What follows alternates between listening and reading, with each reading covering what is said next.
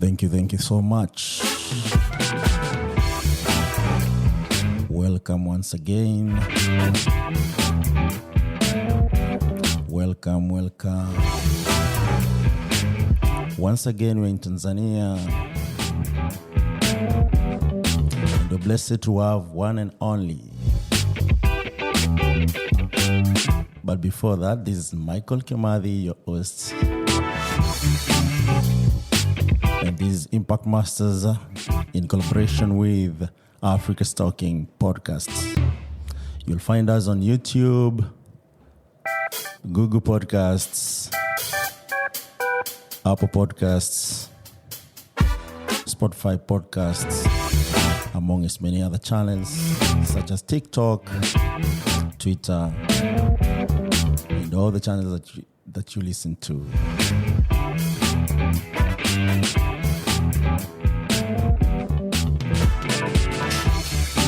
Our guest today is Purpose Ground in Africa, social innovator, impact business.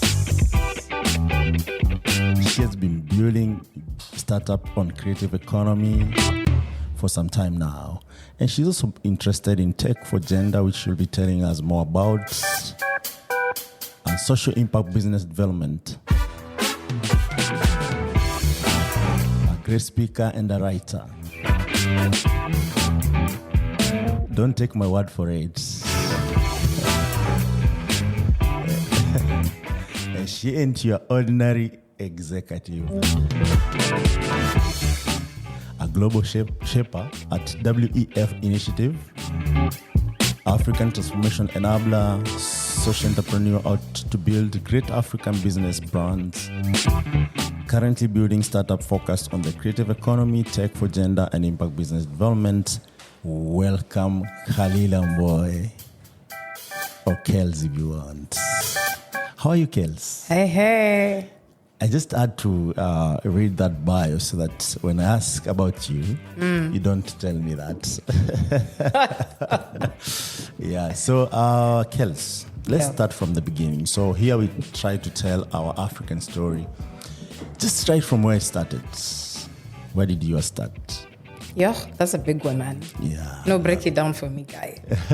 Jeez. Yeah, where were you born? I was born here. I was actually not born here in Dar, but I was born in Arusha, Ngarenaro. Yes. So you know, wale wachuga, they're called what? Archuga. I have no idea, none.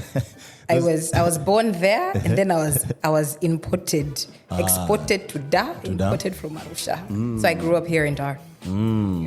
Yeah, those guys have been trending for days. Like, they have their own culture that is really impressive. Fully. Yeah. So when you talk about Ngarenaro, that's the first thing comes in my mind. Archuga.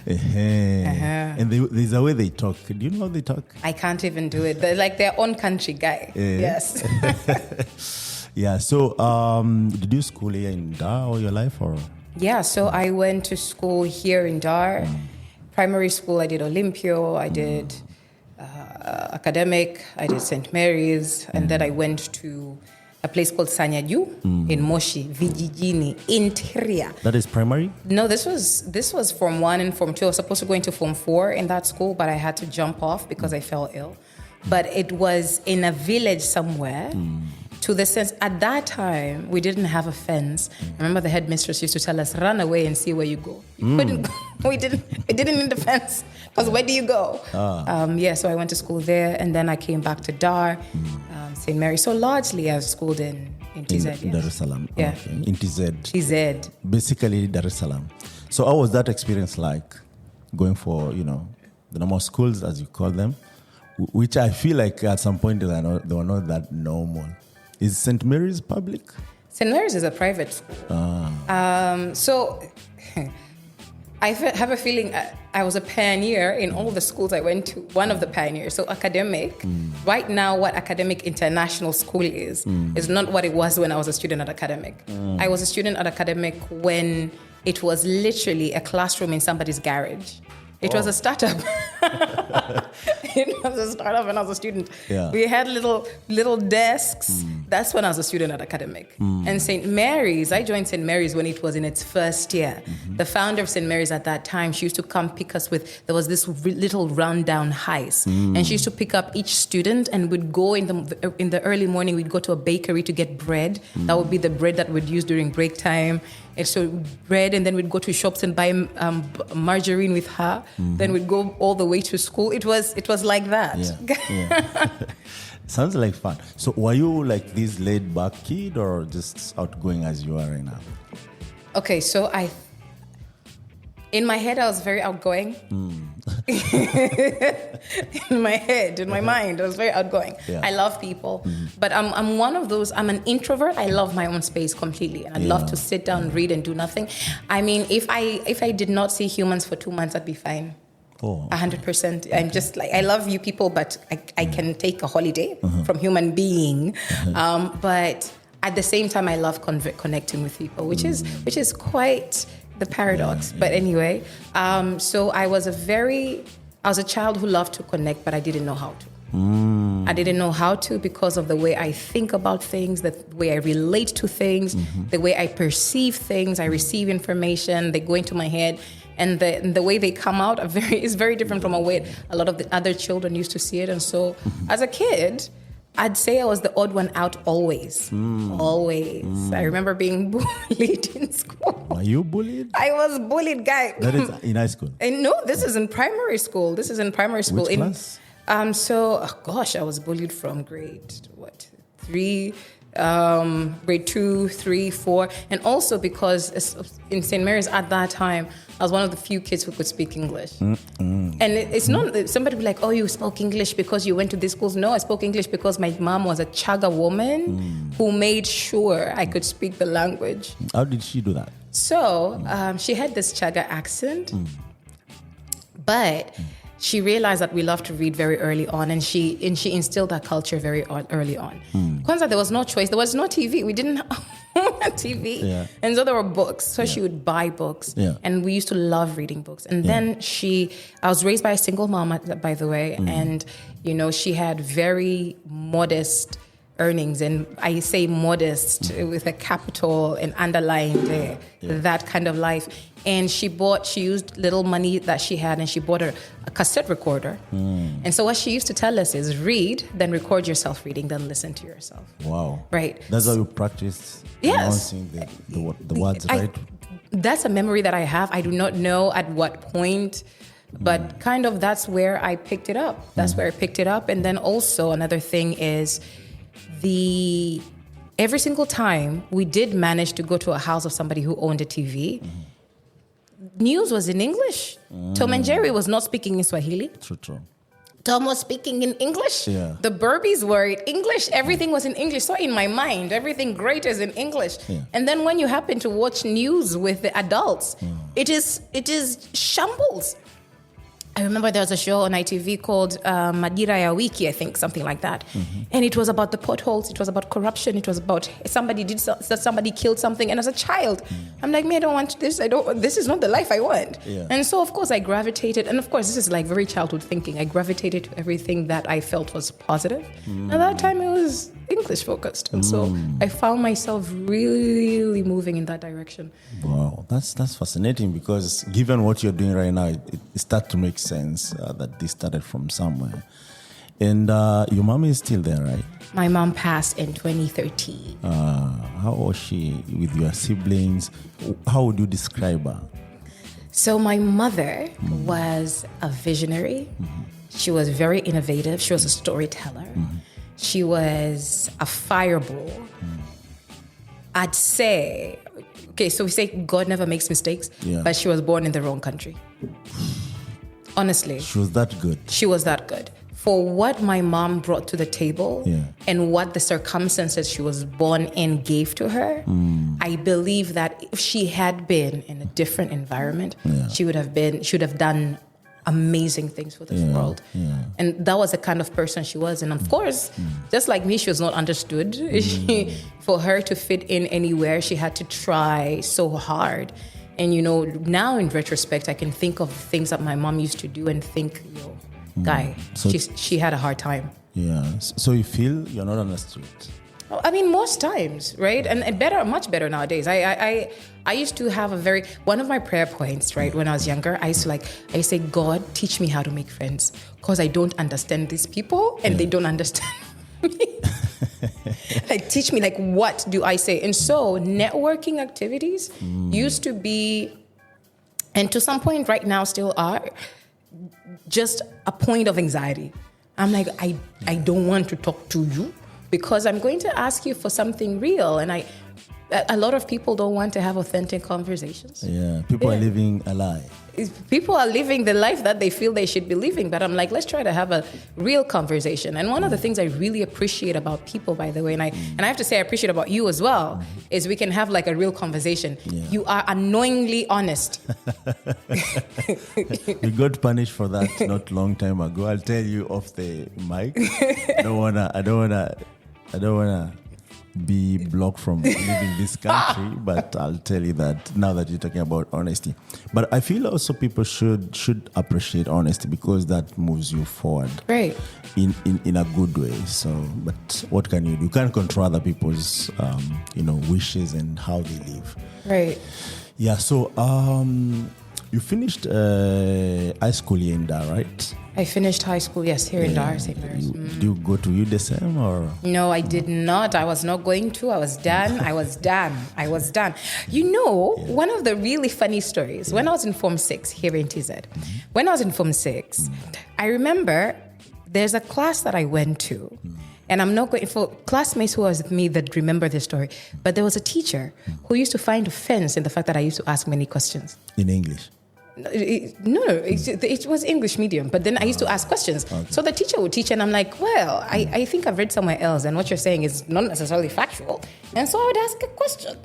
And You made enemies with your teacher? Kwakweli, they made enemies with me. With you? Me, I'm just asking a question. As a student, I am asking... You are curious to learn. Yes, and my curiosity was punished severely. I remember being in Form 4, and we had an English exercise to do. Yeah. And I remember for the first time, I was like, I was at one of my uncle's house, and my uncle owned a computer. Do you know, having a computer at home? I was in the clouds. And I was like, let me type this homework. I typed it. For the first time in my life, that was my first typewritten assignment, and I printed it. I was feeling like $1 million. Mimi. Yani Bill Gates was me.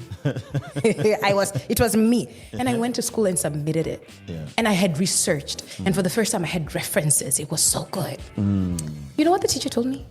He told me, he said, how dare you bring something, bring this work, and how dare you not write with your hand? And I said, well, I've done 1, 2, 3. And he said, I remember being in the staff room, and he said, oh, you didn't follow instructions. And I said, I wasn't at school. So actually, the homework that we got a little bit before. So we got like 2 weeks before I submitted it. And my classmates submitted it a week that I wasn't in school because I was ill. Yeah. And I said, I wasn't there when you're giving further instructions, but here's my work. And he said, if you felt you couldn't submit the work that was demanded, you should have died. I will never forget that man. Ever. That's so cruel. I was like, I should have died because I typed an assignment and you don't want me to submit it in the way I've submitted it. Yeah, so it's comments like that. And some teachers can be really cruel. And the kind of seed they plant in students, those are seeds that unless, intervention happens, a lot of young people do not get over that. And those are the things that actually stifle innovation. Because people want to start something new, but you remember something somebody crazy and completely insecure about themselves told you, and you don't move along. Yeah. Anyway. It's crazy. Yeah, I hear you, and for sure, if someone said that at that level, I can only imagine what went through your head, and that you can't even forget it. So I cried. Yeah. And by the way, do you know what is common? Do you know what is common with the innovators? All of them have traumatizing stories or life that they lived in their past, and it should not be like that. Right. I think. So that is the bad experience in your high school, right? Do you have a traumatizing story? I do. Okay. A lot of them, not Yeah. even one. Yeah. Stories for days. Maybe I'll record soon. I keep telling all my guests that I'll do the podcast about myself. But the only problem I've not found a host. Hey, Yeah. I shall travel all the way. Yeah. All right. My stories are really, really crazy. Yeah. Not that crazy. Maybe I think they're crazy, but maybe not that crazy. I know a few of them. Oh, you do? A few of them. Ah. Yes. Okay. I've heard a bit of your story. You have? I have.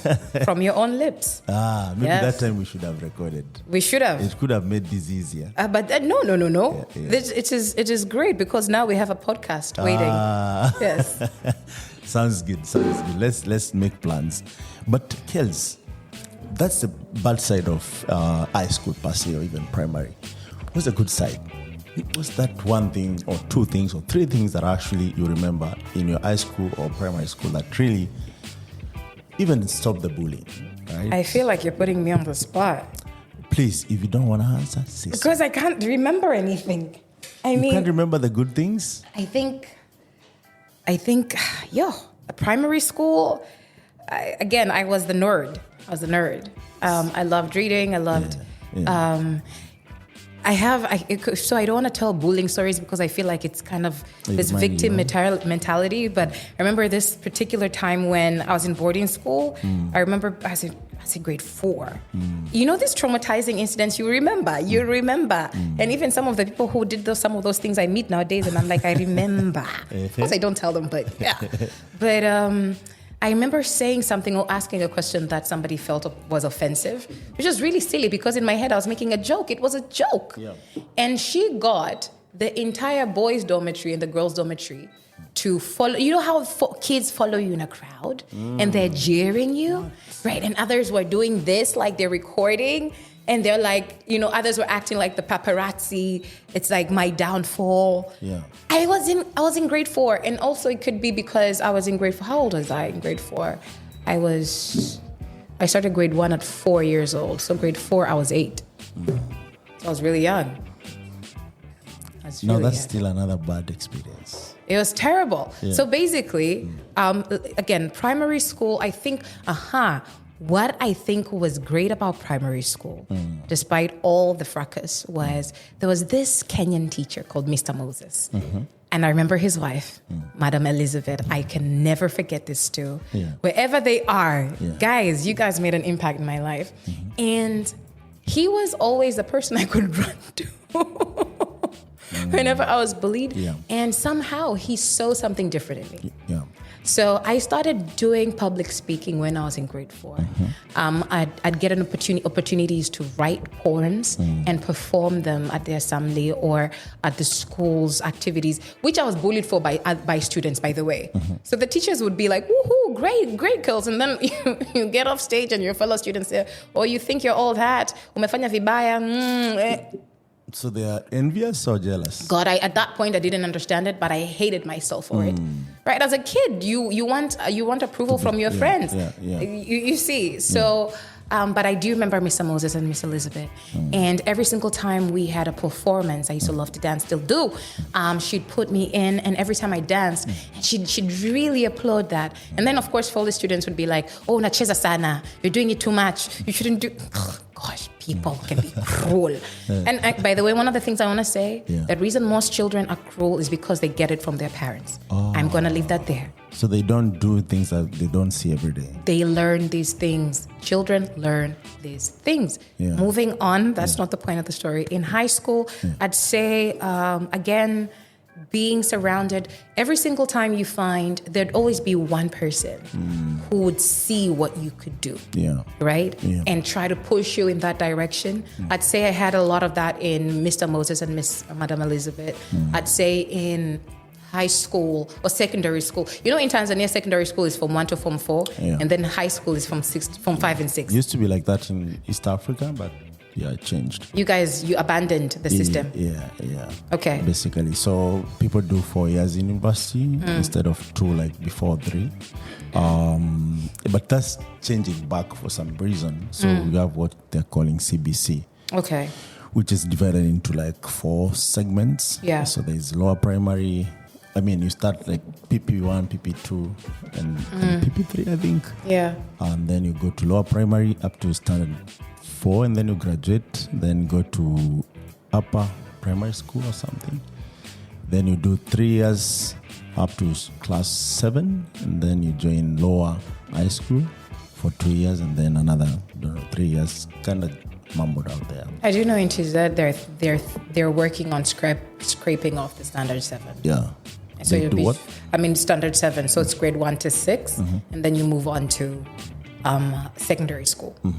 That's something that is in the works currently. Yeah. Yeah. So I feel some type of way of the way we adopt some of these these kind of curriculums, the way they change. Because even for us, I think we're borrowing from Finland or something. They do CBC, where it's curriculum-based, CBC, curriculum-based something.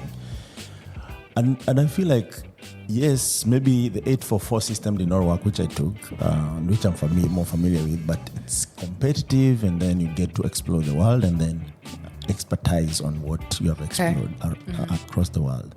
But when you say you're testing people from their, talent or what they're interested in, then you ought to limit them from what they can do, or even limit their career growth for some reason. So,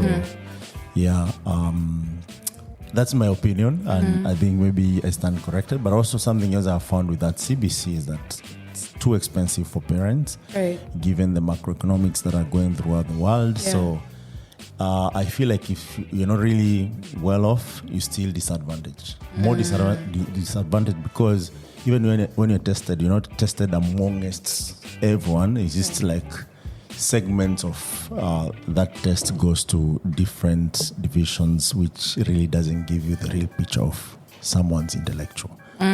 Yeah, so there's that. But of course, since now we were told we are leaders of tomorrow, and we are here now, we are leaders. It's something actually we should be having more and more, and try to see the best way. So you go to high school. Yeah, go to high school. I think just building on what you said, if I just reflect back, I think there is a critical need to teach children how to think. Teach children how to think. Teach children how to coexist positively with others, and coexist in a way that you can actually create solutions together rather than compete, which is basically what the systems right now are geared to do.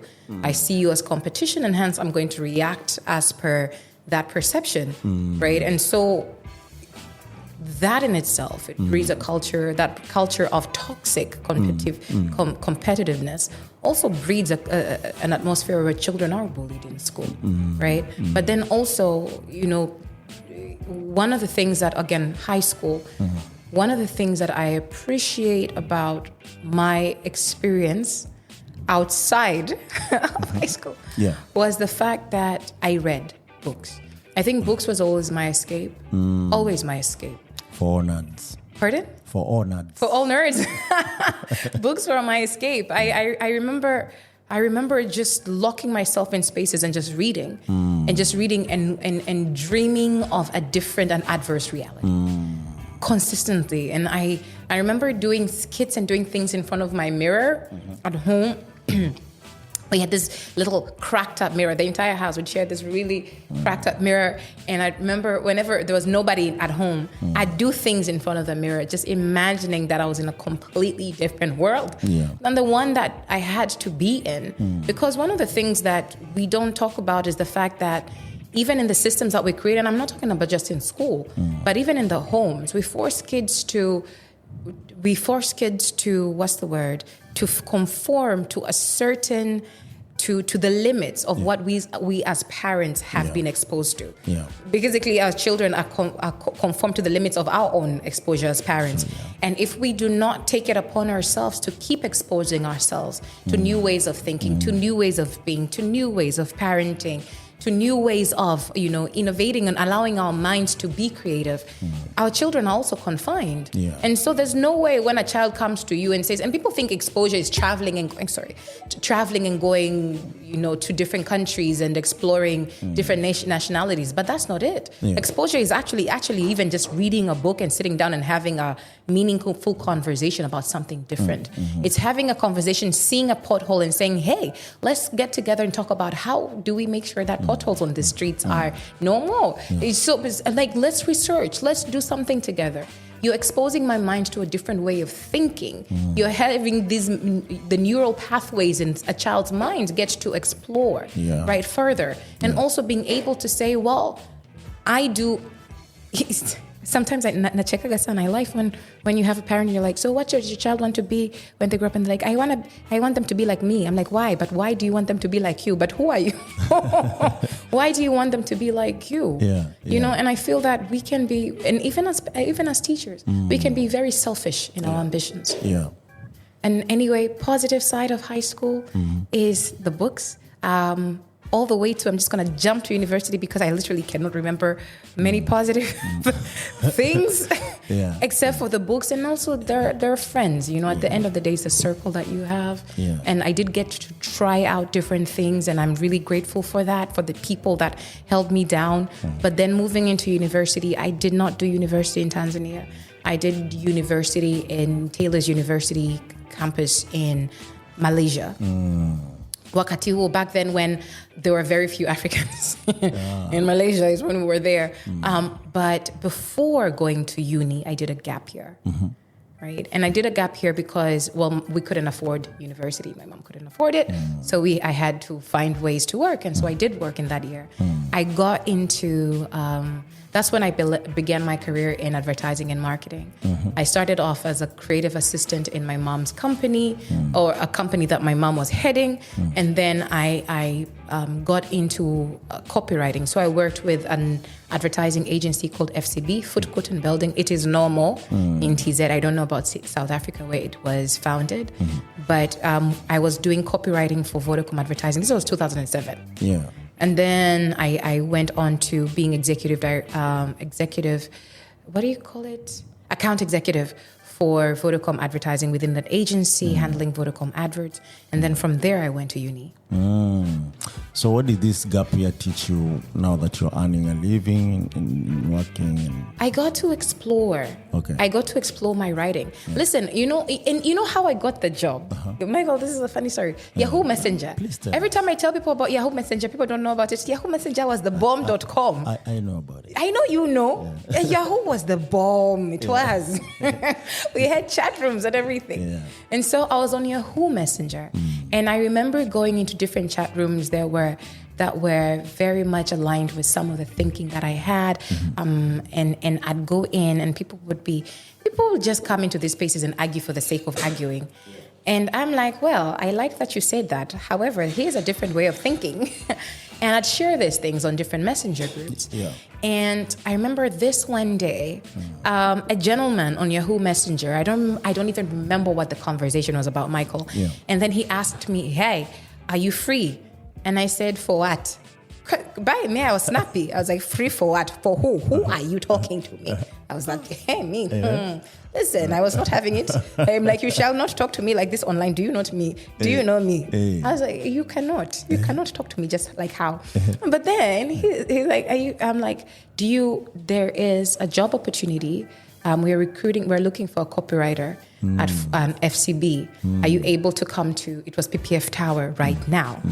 And I said, copywriter, in my mind, I have no idea what a copywriter does.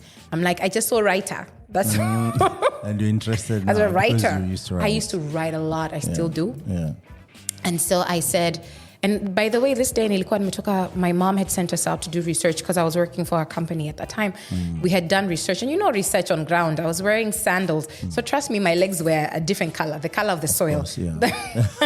Because I was doing surveys from morning to evening. So by the time I go back nilikuwa,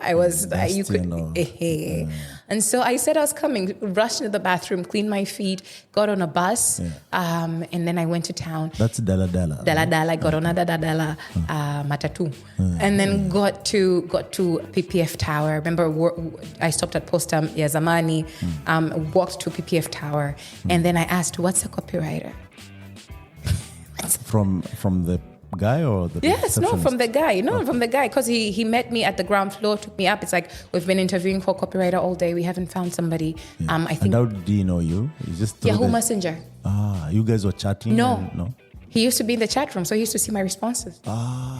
Okay. Literally, that was it. Okay. So he used to see my responses. And so he's like, I think you'd be very good at it. He's like, you have witty comments. And I'm like, I don't even understand witty comments. Me, I was just saying, I was just responding. Just being you. Yeah, I was just being me. From the books.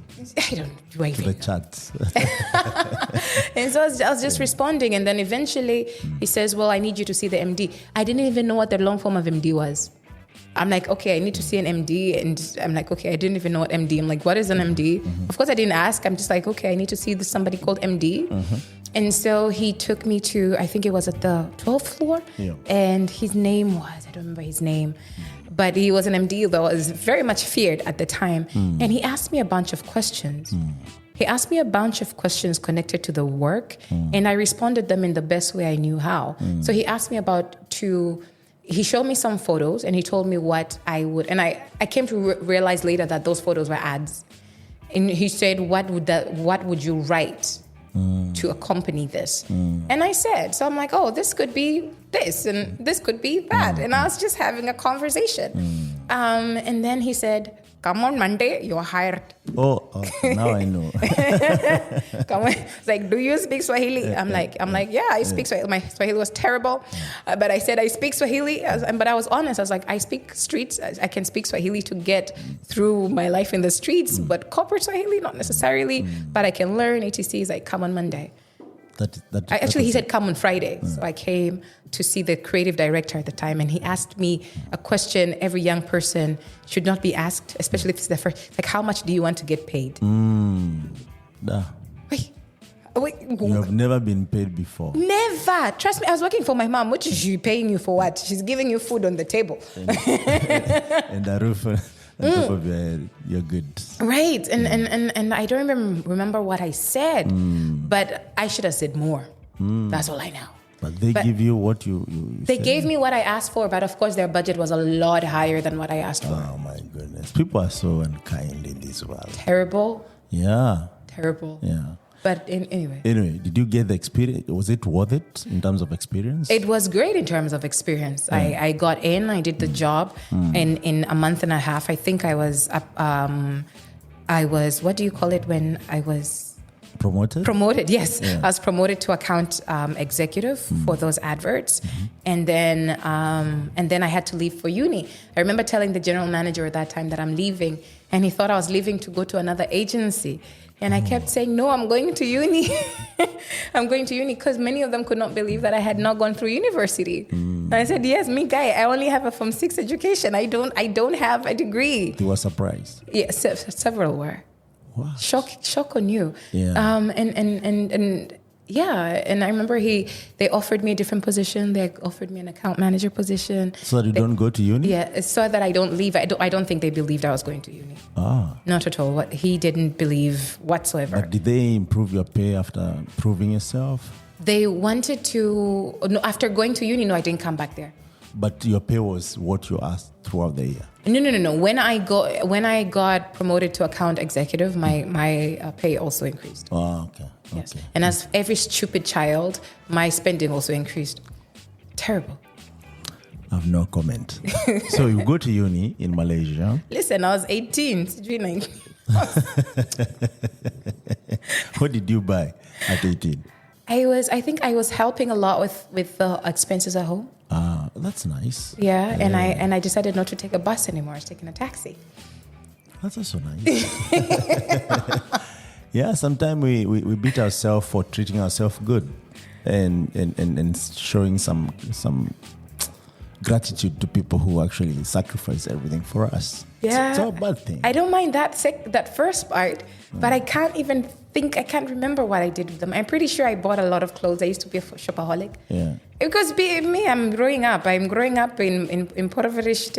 I don't have luxury of these clothes, and now I have the money. Of course, I was shopping. God, I was shopping. Anyway. What else would you have done now that you know? So I'm very big in investing. I would have probably bought CRDB shares. I definitely would have done that. Okay. Not bought a plot or something? I would have bought the CRDB shares. I'd start there. And then I would have thought about buying a plot. 100%. So those two things. Yeah. Okay. Yeah. Okay. Everyone makes mistakes. Anyway. So you go to Malaysia, right? Right. And this is a new country. I think Malaysia is a most first world country, right? It's a developing country. It's a developing country. Yes. So what was that experience for you? Well, I'm just going to say I didn't eat food for a month. I'm not adventurous with, like with you, the pweza soup. I would never. My palate is not refined. It's a lost cause. It's a lost cause. Yeah. So I remember eating cornflakes for an entire month because I would not dare experiment with new foods. But, all in all, it was a great experience. And the great things about it, I guess, was, listen, I'm coming from very different from many of the students in my class. I've come from real life experience. I've worked in an agency, and my course was mass communication, specializing in advertising. Yeah. And then there was an aspect of marketing there. Yeah. But I've had this real life experience, and so with the concepts that they're teaching in uni, I'm in my mind. I already know how to apply them on ground. I can also say that considering I was coming from this agency experience, I was coming with it into university, I'd say that I was also very much, I think there was a lot of pride involved. Because you're coming, it's not even the cup full. My cup was half empty. It was half full. And so everything they were putting in, there was a lot of, and I have the words to explain it now. I didn't have it then. There was a lot of context mismatch because the context they were using to teach and how they were approaching even marketing strategies is very different from how you'd approach it here, right? So some strategies worked for there. So even as the professors, the lecturers were marking, I would approach an assignment thinking about my experience in TZ, where I'm like, if we're launching something, this is how we would go about it, right? And this is what would need to happen for a campaign to be effective. Whereas on that end, that's not effective. That's a waste of money. That's how, and I'm like, well, the costs of running a campaign here and there are also very different. Yeah. But either way, so again, now I have the words for it. Back then I didn't. Yeah, but there was a lot of learning as well. As always, I found solace in books. I didn't go out much. I had a very, very handful group of friends. I think that's what I can say about that. So in Malaysia, just to get the context, is it like if you are a university student, right? Is there like a party life, nightlife? Okay. Which country doesn't have party life for university students? Which one? Tell me. Which one? So you have to choose not to participate in that. Listen, let's be honest. Listen, for even my kids, if you come to watch this later, Thursday evening, I'm thinking of my outfit for Friday. When in university? Hey, guy, I'm in class. The moment the last lesson is out, I'm thinking, okay, so what are we doing tomorrow? Where are we going? I can already hear the music, guy. I can already hear it. I'm already bouncing. I'm already there. Friday was always the night out kind of day. I never drank, by the way, at all. I was not a drinker. And this, no drinking, no smoking, but I love music. Music does things to me, right? So it was always the dancing part that I used to gravitate towards. And that was about my party life. I'd go out dancing, and that would be once a week, sporadically here and there, but not necessarily every single. And I'd say university is where I learned to procrastinate. Oh, okay. That's another discussion because I think we have ever had this like twice since I knew you. Right?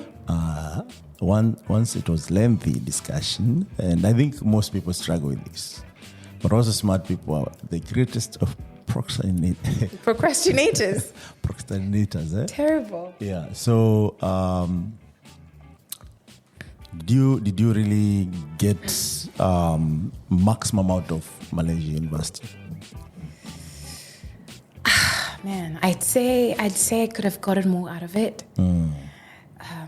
You know why? Even procrastination, where it started, was the moment we had an assignment, I'd do it immediately. Like we had a deadline 3 weeks, 3 weeks away. I'd be done. I'd be done now, right? And then I came to figure out that I could do an assignment in a day, or in like an assignment that other people would spend 2 weeks on. I could do it in like 8 hours. And so I'm like, okay, let's just wait for the last minute. And hence the procrastination came. And then I'm also going to blame my procrastination on viruses, because I remember there's a time I did all my assignments on my laptop and then it crashed and I had to do them all over again. Oh, you mean the computer viruses? The computer viruses, yes. And my laptop crashed and I had to do them all over again. I did assignments that I did in 2 weeks in 1 day. And so in my mind, I'm like, okay, I can actually do this in a day. So I'm like, so why did I spend 2 weeks? So of course my mind, silly me, I went to, I can do this in a day. So every time I had assignment, I'm like, well, I'll just wait. You wait for what? For that one day. So terrible. Terrible. But all in all, you asked about the university experience. I think it was beautiful exposure. It was beautiful exposure to see how much some universities put into the courses that they expose students to. So when you're learning, so for example, marketing, I'd say one course in marketing, you'd find that the professor is actually an expert. They've worked at an agency or they own an agency. So they're giving you real life examples. Of course, like I said, context was quite varied, but I appreciate that. Or you'd find that, a lecturer teaching you, advanced science of human behavior. So we had such courses. If you're learning communications, you have to learn human behavior. And they're actually an expert in the field. They publish works in the field. And it's not theory. That's practical experience. Practical experience. I came to really appreciate that. The fact that people who are in front of students teaching must have practical experience. That way, when the Khalila in high school gets to ask you a question and you're not sure what it is, you can still respond and you're not intimidated by questions that are coming from left, right, and center, because you have this real life experience to back up your theory. That's a nice, way of looking at it. And also, given your previous experience, at least for sure, you got a different perspective in education, right? And did you get any receipt, or did you graduate just on time at this point? So I graduated with a child. I'm going to say that. From Malaysia? Not from Malaysia, Tanzanian. But I had my child when I was in my last year of uni, but I graduated on time. Okay. That's not bad.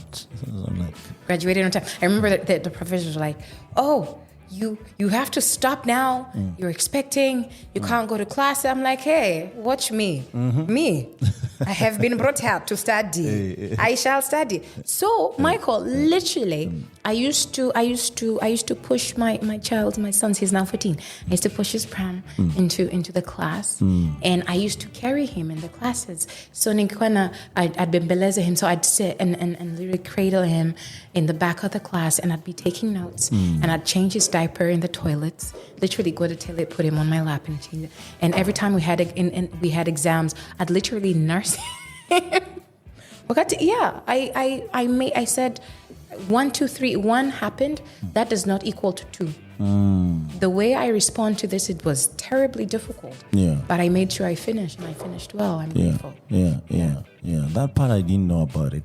Now that I know about it, I think I see also something else about you that I didn't know where that drive comes from. Now I see. So you graduate, and now do you come back straight here, or do you find opportunities elsewhere? So the story is a little bit The stories, Michael, you're getting into every, with this podcast, people just ask like really high level questions and I give them high level answers. Yeah. I feel like you're digging. Yeah, the thing is here, Kellz, you see high level questions have a problem. And those are the people. So the thing here, and I want you to understand me, here you're free, if you're not comfortable answering the question, we can just skip it. No, I don't mind answering. But the thing is, I've watched so many people, high level, medium level, whatever level. But I tend not to put one and one together. But for your story or for any Impact Masters or Africa Stocking Retold stories, you get to understand the whole context. To some extent, you might listen to that story and understand why actually those people think that way, made that decision. Yeah. And we'll get to the impacts they've created, and you see, and anyone who is listening will see how actually most of these drove you to building this. Nice. Yeah. Okay. So don't worry about... Yeah. No, I'm not. I'm just like, you're the first person to ask me these questions. And so I'm like, oh, okay. Here we go. Yeah. But for sure, even for me, I'm learning a lot from you. Though we have ever had several conversations that are really deeper than these, I'm still also now getting some other context of like, oh, this actually contributes to what Kellz is right now. Yeah. So did you just come back here to that, or did you go elsewhere? You did not forget your question, did you? Do I need to? So So I was to graduate in 2010. In May of 2010. But that year, I had to come back home. So my final course was I finished in March of 2010, but something happened in our home. Yeah. Again, single parent home, my mom, something happened, so she disappeared. And I had to come back home and take care of the family. So I had to go from uni to breadwinner. And so I had to cut short. So I started with a diploma in advanced mass communication. Yeah. And then I got a scholarship to finalize a degree. I couldn't finish the degree because I had to come back home to take care of the family. Yeah. And so I came back home in September of 2010. And the reason I did not attend my graduation. I couldn't afford it. I had a debt in Cho because I was paying some of my tuition fee. I was paying as I went along. Yeah. And so my mom disappeared. I had to come back home. Coming back home, I thought I'd be here for 3 months. And then I would get to go back to uni and go on with my dreams. Yeah. No, listen, you try to tell your dreams, put them in a box, cover them, nice board, find shelves. The back of the shelf, put it there, cover, do not look. That was the situation. Yeah. So I had to completely forget what I wanted to do and come here and take on the responsibility of taking care of the family. So I had a brother, a young sister who was also going through high school at that time. She went to IST. And for those who would listen to IST is a very expensive, it's the most expensive school in TZ. But we had an arrangement so most of the fees were taken care of by her father at the time. We shared a mom. And the school itself had an arrangement that would take care of some of these fees, and so we're taking care of kind of like the transportation fees, books, and basically upkeep, which in itself was not small. Exam fees were not small. Yeah. For those who have ever applied to college in the United States, every single university, the application fee is not small. It's not small. Yeah. So it was things like that. I had to come back to find a house to move my family to, because the place that my mom used to rent, we had to move. There was just drama. You come back, guy, there was drama. At home? Guys, there was drama. So your mom did not just disappear because me and you should do it. I feel like there's a movie here. Oh. I'm getting like a moment, a tube light. We should do it. Yeah. Maybe I used also to be a playwright, so we can combine your writing skill with my playwright skill. Absolutely. So I came back. My mom did. There were suspicious circumstances, but not saying more into that. But it was. I was 20. 2-ish. But coming into a space where suddenly you have to take on all the responsibilities of a home, it's a lot. Yeah. And nobody's asking you about what you need, where you are, what your dreams are, what you want to do. Basically, you are nothing. Yeah. Everybody else matters. Nobody's asking you about how you are. And I remember moving into a space of deep depression. But you can't at that age. You can't show anybody depression. You're just supposed to move. I was suicidal. Completely. Yeah. But the thing that took me through was faith. Yeah. Faith in God. I cannot, it was God and nothing else. I have stories for days. This podcast is not long enough for us to go through everything, but I'm grateful for that season. We went from house to house. We knew homelessness. Guys, homelessness. How many were you in your family? So I've got a young sister. I've got an older brother. But then in the house, there was also a lady who my mom was taking care of with her 2 children. They were also there. And so when we moved, I moved with all of them. And remember, there was my son as well. He was 1 and something at this time. And so we moved to a different house. In that, I'm just gonna go through a string of events in that time. So there was having to move from one house to the other. There was being chased away from that one other house that we moved into because the landlord did not love the fact that I couldn't afford expensive furniture. And I bought mattresses and put them on the floor because the family needs somewhere to sleep. Yeah. So I could not afford like the beautiful. And there was not there's luxury, and then there was that level like medium, and then there's the level at the bottom there. That's what. But I'm like, people can sleep. That's what I could do at the time, right? And then we got chased out of that house because he didn't like the way we were living. And then I found another house that was that was affordable, but it was great for the family. But we paid the rent. I paid the rent for this house only to find out that the landlady was a fraud. So hela zikaibiwa. So the night when I have to move, the evening that I have to move my family from one house to the other, you come to find out that there's no the other. There's no house.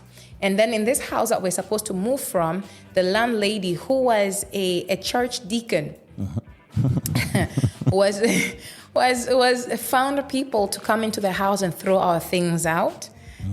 Threw things out, and she was saying, "Oh, I'm going to publish you in the papers. I'm going to literally leave my house. You poor girl. I don't want poor people living in my house." Seriously. And so thank God there's a friend of mine who had another friend who lived in Sinza. So they had like a house, like, as if nyumba from Shiga from Sydney, like 50K houses, which is about like $20 per month. Yeah. And then that other friend, our mutual friend, had traveled. So his house was vacant for about 3 months. So I got to move the dada and her 2 sons and my son there and myself. I had to ask my brother to find ways to take care of himself. My young sister, I moved her to my aunt's house. I had to ask my mom's young sister to take care of her. And then another friend of ours, his mom's house had an empty room. So we moved all the furniture there.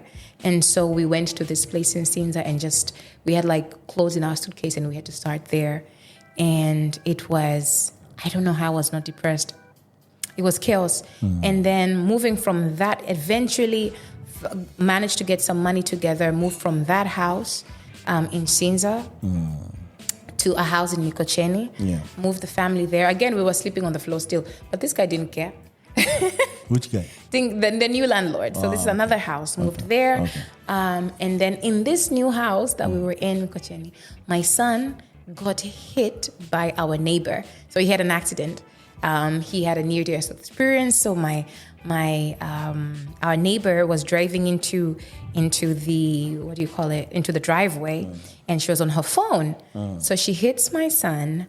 So she hits him on the right side, and then he falls on his left. He's just learning to walk, so he's about a year and a few months. He falls on his left side, and then she doesn't not realize that she's hit him. So she grazes him What? She moves him along on it's like cobble bricks to fit on the driveway. Yeah. And so what ended up happening, I remember I was at home that afternoon. Then I'd gone to choir practice or band practice because I used to serve in the choir on my former church. And I got called so the dad was calling me, where are you? Come back home. And I said, listen, you never call me this way. What happened? And she said, just come back home. I'm like, what happened? Just come back home. I'm like, okay, did somebody, because we were on the first floor, did somebody fall from the first floor? No. Is the house on fire? No. Is somebody dead? No. I'm like, okay, what happened? Somebody knocked Pharrell. That's my son's name, firstborn's name. Yeah. Where are you? We're at TMJ. Rush to TMJ. TMJ is an hospital? It's a hospital not very far from here. Rush to the hospital. Now my son, literally, the entire left side of his face was gone. Paralyzed or? Skin. Oh. So it was grazed on the cobble brick driveway. There was no hair. Literally, his skin was scraped off. That was bad. And of course everybody's like, it's like, oh, Jikaze, hold yourself, be strong. Listen, I was just from choir practice, but the words that came out of my mouth were not holy. I'm like, shut up. Do not tell me to calm down. Look at what you've done. And so even as I'm walking into the hospital, by the way, there's literally blood dripping, right? And my son, the moment he sees me, he reaches out his hand and he's crying, and they've got this massive gauze on his left side of his face. They've injected him with different chemicals, of course, meds. And I ask, and they're like, oh, we've done an x-ray, he's fine. Michael, long story short, we came to find out that he had a fractured liver, he had bruised ribs, and he had a fractured left shoulder. We found out 2 days later because the hospital, nothing to on the hospital, but the hospitals, and it was not just one. We had visited at the time. My neighbor at the time did not want, the one who hit him, by the way, did not want to invest. She said she was not going to pay for expensive hospitals. The only hospital with a CT scan, working CT scan at that moment, was Aga Khan Hospital. Yeah. And I said, eventually, after taking my son back and forth to the hospital so many times, only to be told by nurses that I was too anxious as a mom, that I was looking too much into it. And I can say this in Swahili. It's like, wamama siku hizi hamjui jinsi ya kunini, hamjui jinsi ya kulea. So moms of nowadays, you're too anxious. You don't know how to take care of children. You don't know how to nurture your children. You're panicking for nothing. Your child is fine. The child has a temperature of 40 degrees. He's throwing up blood, Michael. He's throwing up blood. He can't eat. His stomach is bloating. There's something wrong.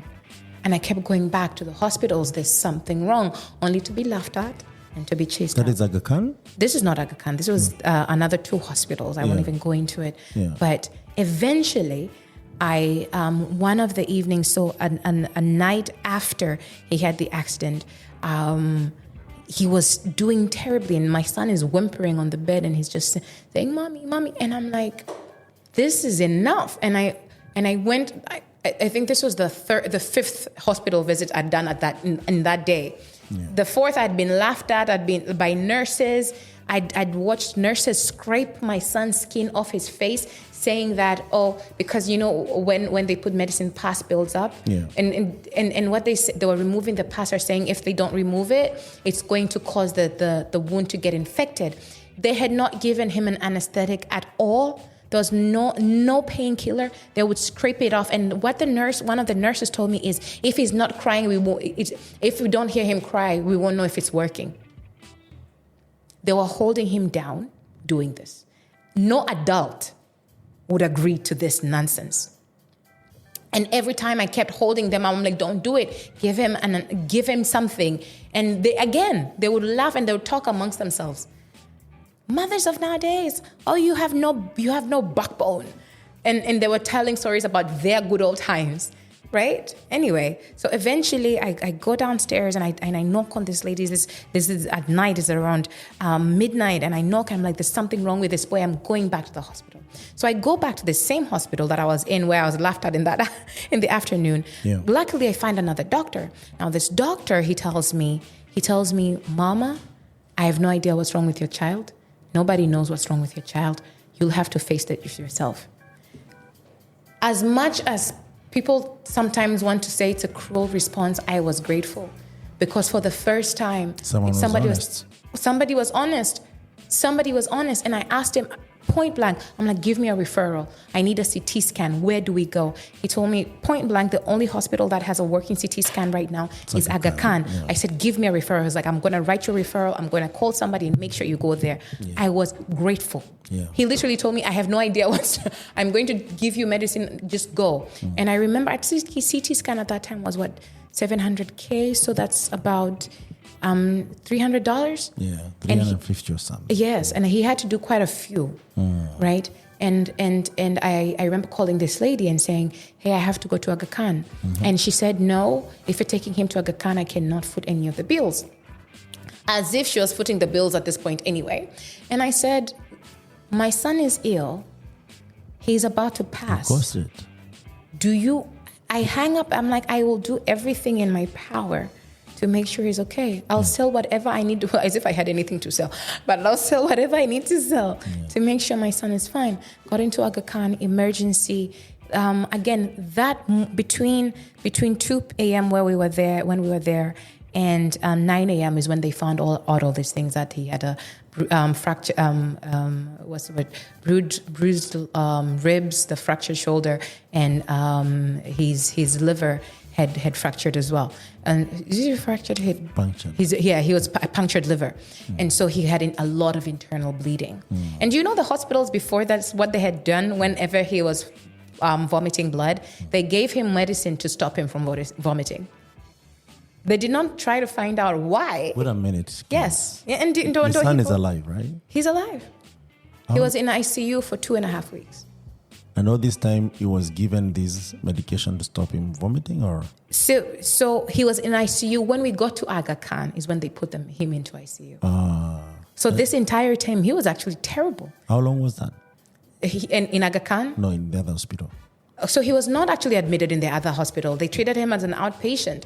He was in and out. So you used to take him. So I kept going back to the hospital and telling them that there's something wrong. There's something wrong. Whereas the doctors and nurses alike kept telling me that the child is fine, and I was making something out of nothing, and I was being too dramatic, and of course they're being laughed at. I was in the hospital several times, saying there's something wrong, until that evening when I went back to the hospital and said, this is ridiculous. There's something wrong here. And my whole intention of going back to that hospital that evening was saying, give me his papers. I need to go to a different hospital because you guys are not telling me anything meaningful. Yeah. Right? Yeah. And so, of course, in getting the papers is where the doctor told me that, okay, we don't know.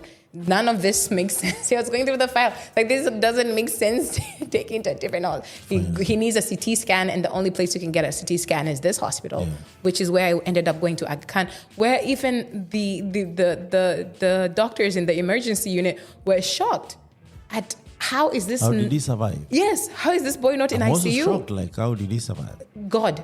Because internal bleeding takes not more than 48 hours for you to be out. Michael, I don't even know what to tell you. Yeah. But eventually got well. Again, ICU 2.5 weeks. Yeah. I am very grateful to my church at the time. They came up and they took care of their bills. Yeah. That hospital was full of visitors. There's a point where they said he needed blood. Do you know, I have O positive. I didn't give a drop. By the time I found out, Aga Khan's blood bank was full. Friends and family, they literally, even before they were told, my son's blood group, they literally said, we're just going to give blood. Whatever blood group is needed, you will find it there. You know, and I'm so grateful to that. And Kellz, this begs me to ask the question, when did you start getting seriously involved with church, in spiritual? Because I know you are quite spiritual, and I love it. By the way. I'd say, okay, so Malaysia. I'm going to say that. So so St. Mary's, the school I went to, is, so we used to have fellowship.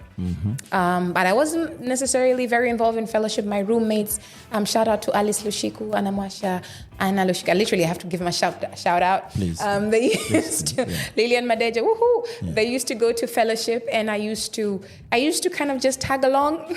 Not that I was paying attention, tag along, because I was not raised a Christian. Yeah. And I'd tag along, but then I'd say there was curiosity was planted. And then after I was done with school, I started going to makongamano, these conferences, right? Mwakasege, shout out to Mwakasege. Started going out to Mwakasege, and I used to go with a friend of mine called Pamela. Shout out to Pam, like shouting out to everybody. And I have my Aunt Wayne, or Mani, who was my mom's older sister, who used to push me to attend.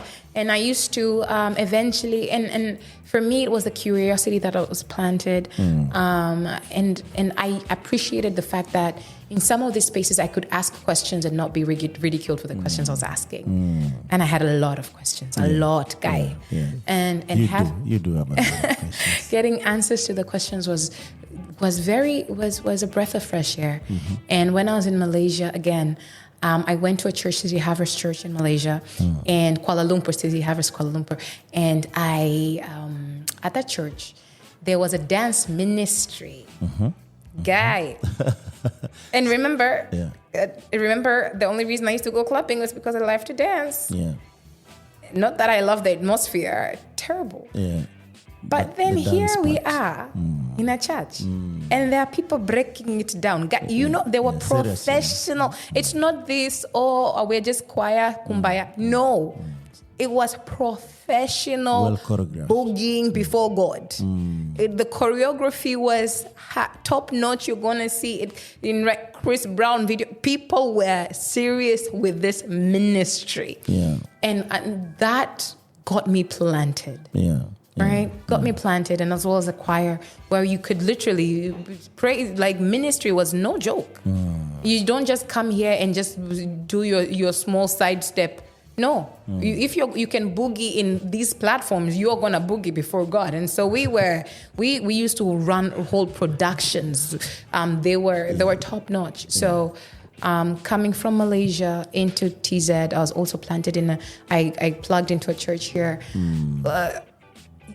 So basically my journey was not I cannot tell you that it was a once-off event and I was completely transformed. No, it was a process. And here with your son, you truly saw the essence of community, the essence of being in church, and the essence of God being on your side.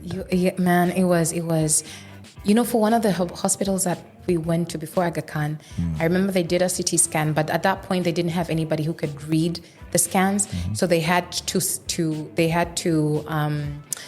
them, to email them to India to get them read in India, and then the doctors in India would respond. So just ridiculous, but anyway.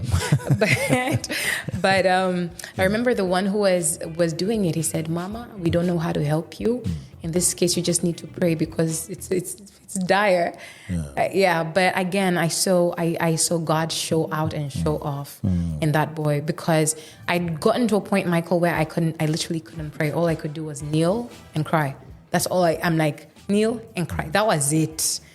Because so God he listening to your heart is true. He lost a lot of blood. He lost a lot of blood. The fact that when you see my son now, he only has a tiny scar above his left eye. He recovered altogether. It is ridiculous.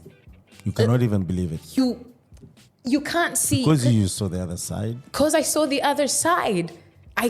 When you see him, you can't even tell that he lost hair on the left side of his face. You can't tell that his ear had no skin. You can't tell. It's something else. That's amazing. At least something good out of it. Something good out of it. So Kellz, fast forward. Where do you go to from sleeping on the ground? Where do I go from sleeping on the? Where you connected those two things, Okay, so really quickly, can I just move quickly here? Yeah, because I see a lot of things, good things that happen, and we'll move quickly. All right, okay. Don't worry. All right, so from here, at this point, I worked with, and when I came back from Malaysia, by the way, I worked with an advertising agency called, it was called The Agency at that time. And we did a lot of social marketing. Then I moved on to working with another agency called Footprint. And then I quit working with both agencies at the time. I had no plan. I had a grand idea that I was going to serve in ministry and, do great work for the Lord. And I had no plan. It was a terrible idea. It was a terrible idea. I had no plan. long story short, it did not end well. Ended up lost our house. Ended up fast forward, worked with Airtel. So I joined Airtel as,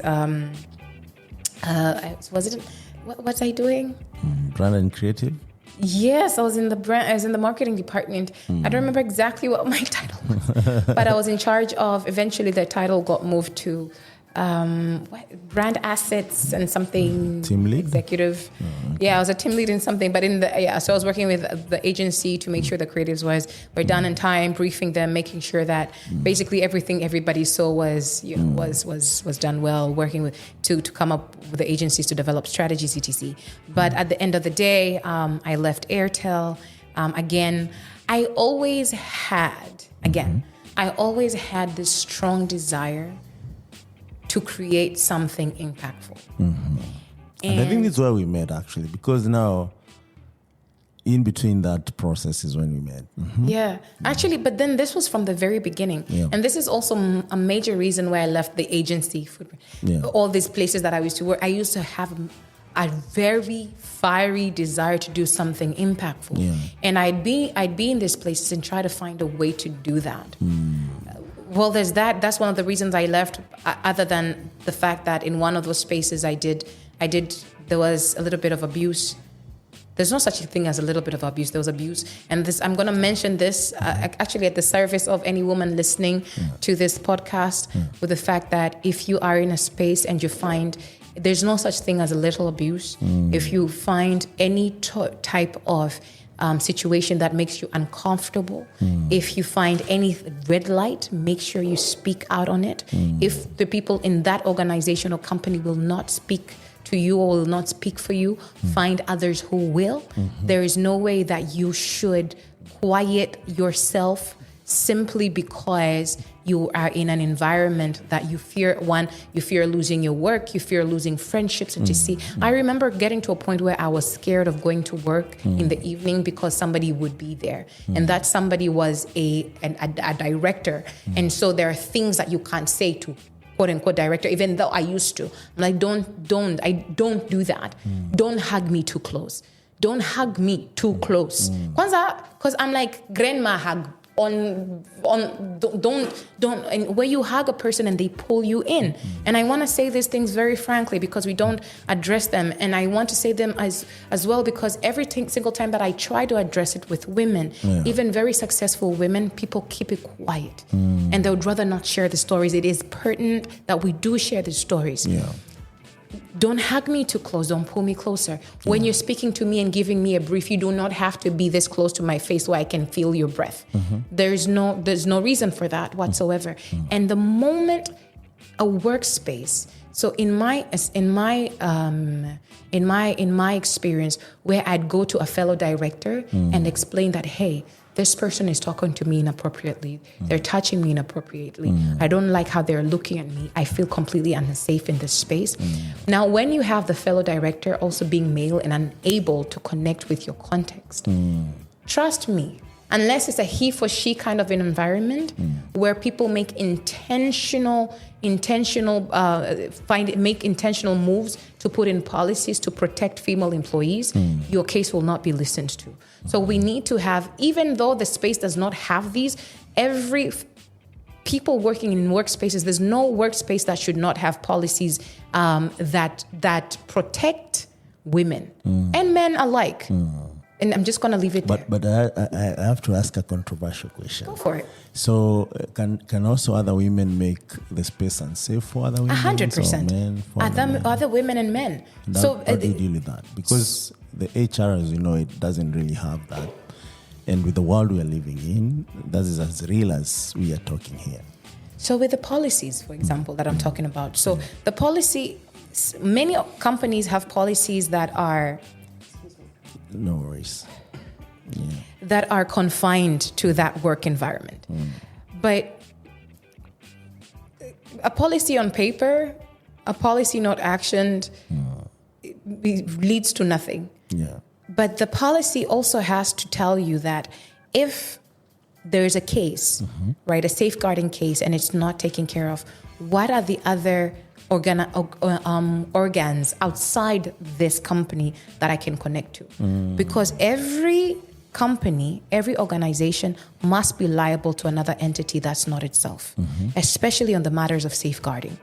So if it's in Tanzania, for example, we have ATE, which is Association of Tanzanian Employees and Employers. So you have to be connected. So if you're going to a space and you're looking for work, and you know the company is not a member of ATE, maybe it's a startup. And of course, for startups, it's a completely different story. But we can still champion these things, right? Yeah. So then bring it up, champion it. Hey, let's do 1, 2, 3 to not just protect the women, but to protect the men, not just from men, but also from women. It's just that in my case, I found a lot of abuse with men. Yeah. But also with women. I'm going to give an example, just one, and we can move. True. But there was a campaign that we were doing for an international NGO that also has offices in Tanzania. Yeah. And I was at the table finalizing a pitch with members of that organization. And I remember very clearly, again, these things you don't forget. A person from this organization, they asked me, okay, yes, you're going to get the deal, but what is in it for me? And listen, I was so naive, Michael. I was so naive.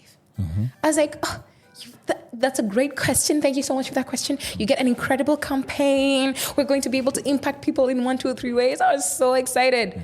And the woman sitting next to him said, don't be naive. What time can you show up to his hotel room? It was very point blank. I was caught off guard. I remember looking left and right at the people I was on the table at that table with, thinking, help. No. One faced that side, the other faced that side. So it's basically you're in it. And so I was so stunned that the gentleman himself had to pretend he was joking. But there was no joke there. It was serious. There was no joke there. Later on, one of my partners that we were doing, we created a consortium with. He tells me, Kellz, we're going to lose that because of you. Yeah. That's crazy. But I'm not surprised. I've heard these stories for days, and I think it's not fair. It was an organization championing gender issues. Yeah. Maybe I have an idea, but... And then don't have an idea. Please don't scrap that. Have no idea. So, Kellz, you quit your job at a very...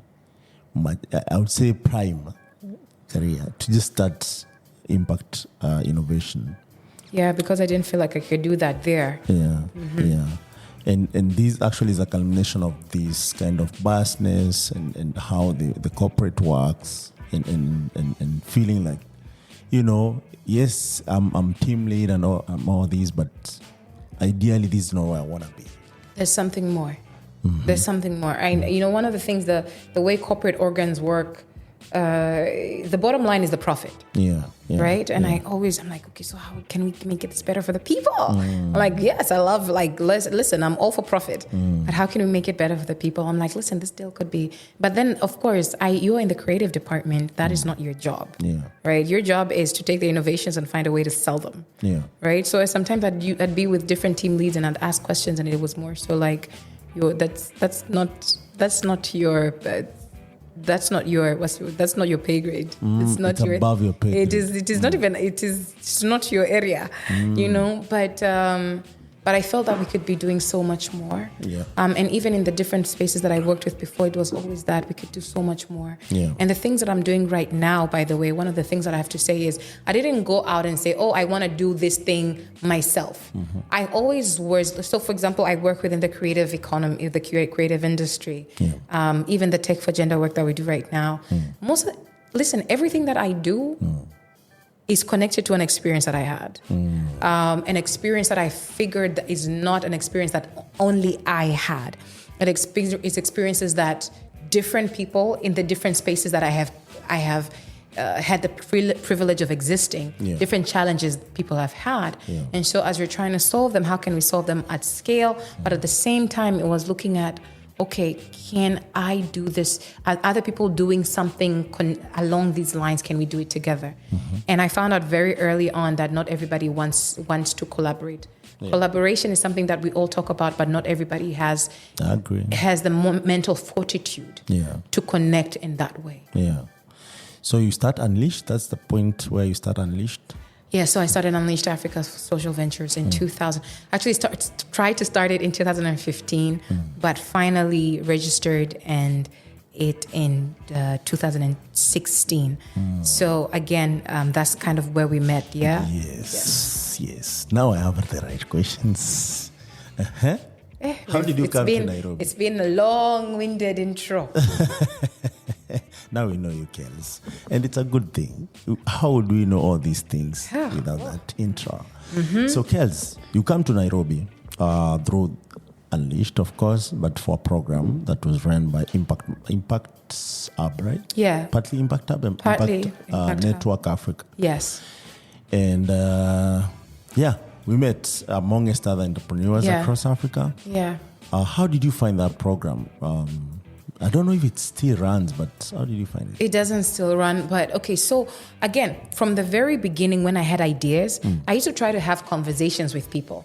Same thing where you're trying to have a conversation with people, especially guys. If you have an idea, don't tell family. Just gonna say. They are people the first. Still operate on that. They are the first people to destroy, especially if they think they know you. If they think they know you and they cannot think outside the walls they have built for you to exist in, it will be very tough for them to give you any constructive feedback. Yeah. Because criticism. Listen, I'm starting to perspire. I'm getting traumatic flashbacks. Cool down. maybe that gave you a different perspective about innovation.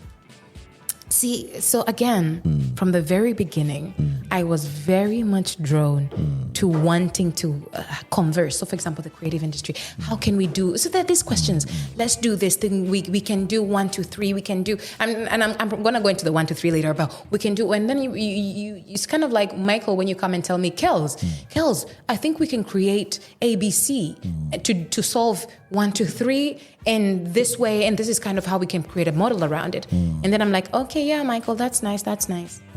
Do you want to watch this show? Where I'm completely going to gloss over everything you've just said. And I had so many of those instances when you'd say all this, and then I'd say, yeah, Michael, yeah, but then you're just a one, you're just an A. You leave this to the other people. Why do you want to? Or I heard this so many times. You're just a mother. I heard it so many times. You're just a mother. Focus on being a mother. And then I remember there's a well-meaning uncle. Just to give me an example of a well-meaning uncle. It's not, in Africa, everybody's an uncle. Eh? Yeah, everyone is an uncle, everyone is an auntie. Yeah, so this is not anybody connected to my family, but yes, but he kept giving me examples of different women who went after their dreams and their families died and flopped. And how their children became addicts and etc. Those are the examples I used to get. Yeah. So you're a mother, you should focus on being a mom. I remember I also had a pastor at a time, and he used to drive that in, that you're not going to be a good parent. You can't be a good parent and do all this. Yeah. And I believed them. Yeah. To a certain degree, I believed them. However, there was still that burning within me to do something. When God puts something inside you, it shall burn you alive, right? Because every single time I'd have an idea and something else will build on top of it. And then somebody will come with a challenge that I would actually respond to with that idea, even though I've not started it. And you'd get testimonials even before you've started anything. And so eventually I said, I'm just going to go for it. And the first program actually that I got connected to was YALI. But I did the East African Regional Leadership Program in Nairobi at Kenyatta University. That was life-changing for me. Why? Being in a space where you have young dreamers for Africa, all sharing what other people would think are crazy ideas, and everybody believes it's possible. And building it.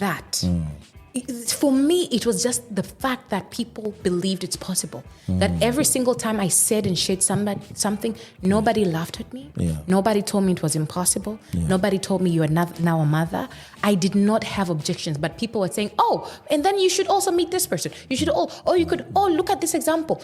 That completely opened a different door for me because it told me you're sane. This entire time into Kilimanjaro, I was doubting myself. I was thinking, I am nuts. I am crazy.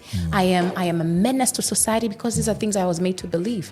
But I got into a space where now I'm like, okay, I'm not crazy. I'm not a menace to society. There are other people. There's some even crazier than me.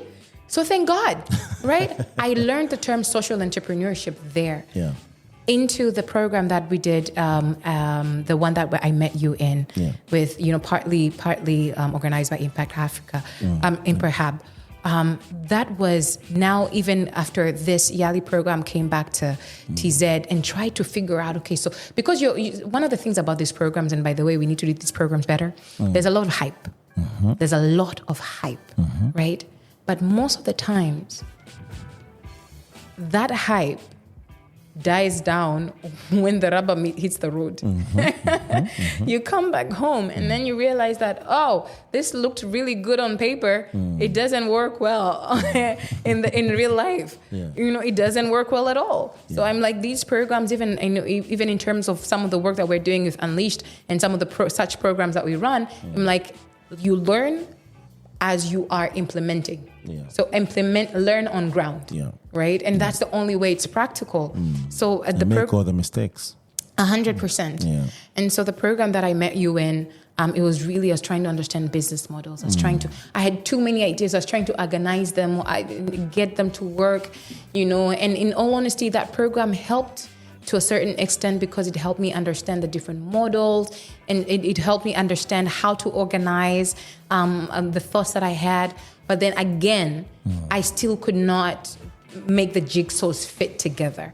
I had to go on ground and start practicing. And so we launched Unleashed Africa that year, 2016. We launched in August, and we launched with Unleashed Academy for Creative Arts and Leadership. We launched, and so just can I say a little bit of Unleashed Africa? So Unleashed Africa right now, after organizing, it's now Unleashed Africa. Unleashed Africa. It's always been Unleashed. So Unleashed Africa. You just have different arms of operation. So Unleashed Africa Social Ventures.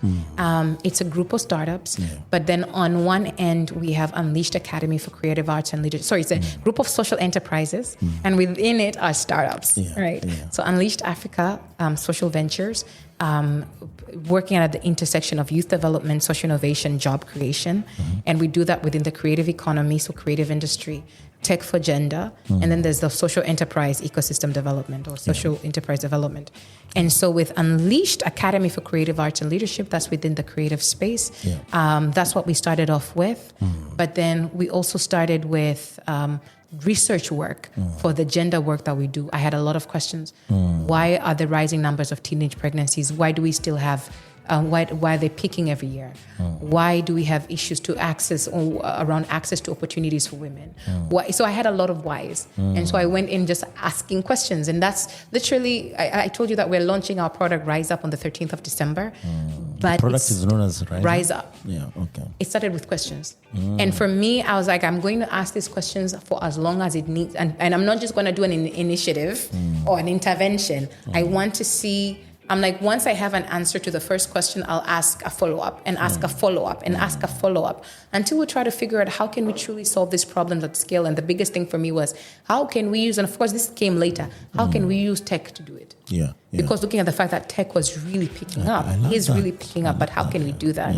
And so we tested some of the first hypotheses, some of the first questions we had on WhatsApp. And people are like, oh no, create a website, I'm like, no, I'm not creating anything.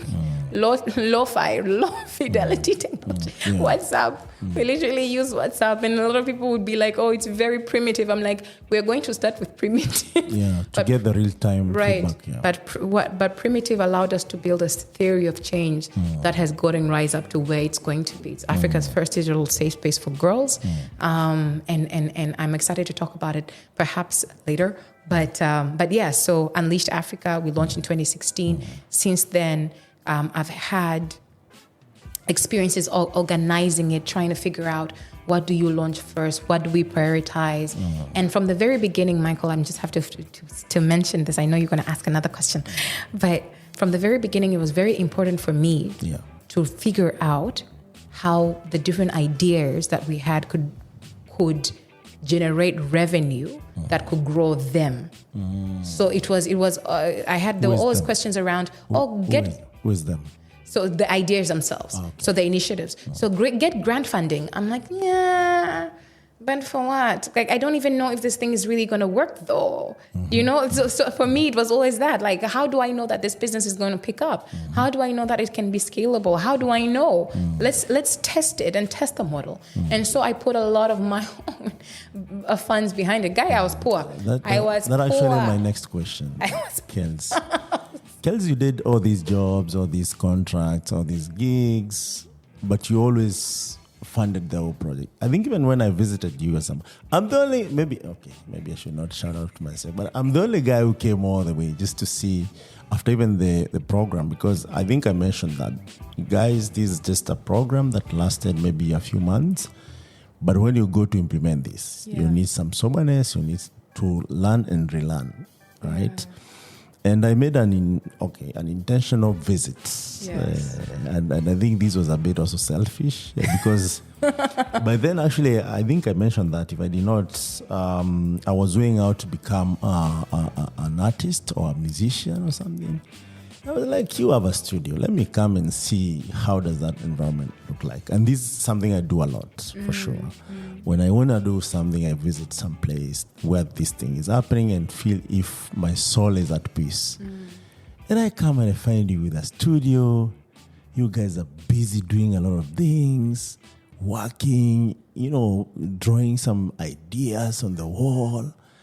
You reading as usual. You have a schedule, it was a bit organized, like, wow, this is amazing. And then I find a guitar in that academy. I don't know if it's still there. And I tried to play it. And that gave me some sort of thought, like, am I really ready to be an artist? What does it really take? Actually, for me, it was also a learning moment, because when you told me you are using all your funds to, like, run everything, and you don't want the space to be closed. For some reason, I said, okay, let me first look for a lot of money. A lot of money. So that when I start this one, it's not going to stop.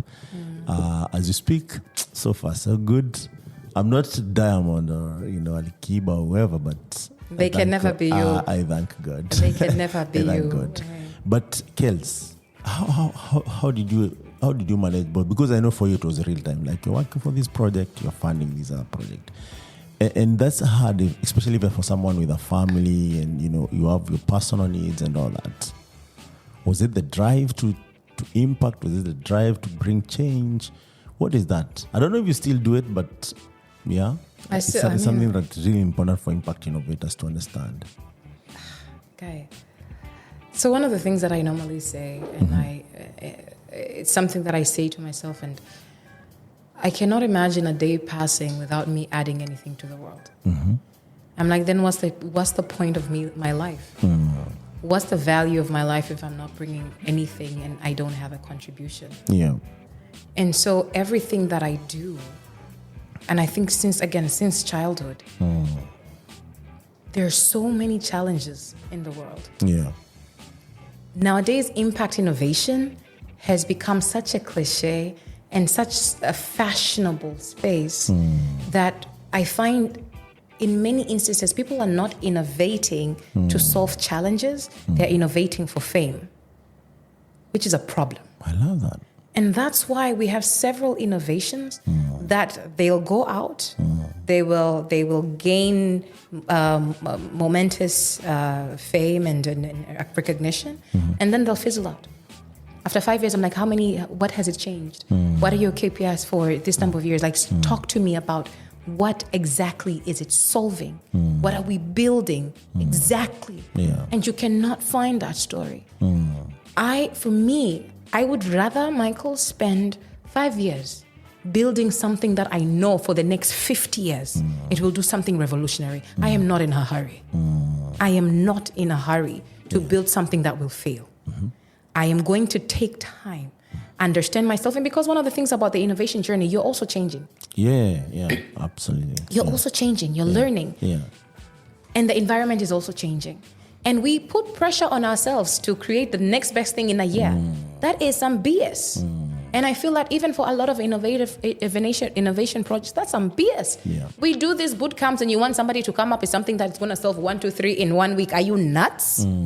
Because that problem has a life on its own, of its own. Now, if that person is not going to be invested in understanding, we keep saying fall in love with the problem, but you're told to fall in love with the problem is basically go on Google and search. You have no clue. Yeah. Especially for a lot of people, and I'm going to speak for gender, a lot of people who are innovating within gender space. I'm like, you have no clue. How many girls have you sat down and talked to? Outside of a focus group, a control focus group in your office? How many streets and slums have you visited? How many young pregnant girls have you talked to? How many raped girls have you talked to? How many boys who have sisters who are suffering from have you talked to? How many parents have you talked to? How many teachers have you talked to? And when you say girls, it's not just one age group. Have you spoken to them across age groups? Do you understand their perceptions and how those perceptions change? Because most of the time somebody will say, I'm innovating for girls. But listen, me at 13, I am very different from how I'm at 15. I was very different at 17. I'm every single age, especially because at that age, hormones are up and down. And even all the way, girls do not stop changing until your 40s. We change. And it's not just 40s. We consistently change. And this is the same thing for men. But I'm just speaking specifically because my example is around gender and tech for girls. Yeah. So when you say I'm innovating for women, I'm like, which? And I asked, I'm like, which one? Or my programs for women, I'm like, which ones? Single mothers, married women. The one who are affected by FGM. The one who are affected by HIV. AIDS. University student, staying in university out of it. I'm like, give me the persona, break it down. Which woman is this for? Or if you're telling me all women, then if we go into the criteria of your program, you will have drawn out all these personas and found a way to meet the specific needs of each one. Because we have this blanket statement, I'm innovating for women. I'm like, BS. Did you spend time to actually understand this person, what she's thinking, her needs, her changing desire? Human behavior, what actually makes her make a decision? But even if you're innovating for her, you cannot just question her ecosystem. Because she does not exist in a silo. Talk to the men, talk to the brother, talk to the teacher if you're innovating for students. Speak to the ecosystem if you're innovating for the woman. Yeah. And this does not take a 1 month, the 1 week, it takes time. And back to impact innovation. What gives me my drive is, like I said, Michael, I want to create something, and I always say it, that outlasts me, outlasts generation. I want my granddaughter to be able to be alive. And it's not even just saying my grandmother had to do, no, but to say that they thought of us. Because for most of the problems that I faced as a child, if somebody stood before I was born and created a solution to it, I would not have gone through it. Yeah. And most of the challenges that I've been through are very silly for us to have not created solutions to. And perhaps there are many people who could have created solutions to them, but they didn't think that it was important. Somebody else will do it. Yeah. So I am here. As long as we are here and we're talking about impact innovation, let's truly create for impact and not for fame. And impact is not something that just lasts 2 years after your grant funding is run out. Yeah. Impact, and I have to speak about this. Every single time we talk about impact innovation, we talk about grants and it has to be funded. I'm like, when those funds run out? And so, can it be self-sustainable? Can it be self-sustainable? And we talk about self-sustainability as this. I'm very uncomfortable with how we refer to a program or a product being self-sustaining. I'm like, it has to be the fabric around which you create it. That grant funding can come in, but it should not come in at the very beginning. It has to come in and just put fuel to a flame that was already there. And that should be also be able to fuel your sustainability model and not to be the end all be all.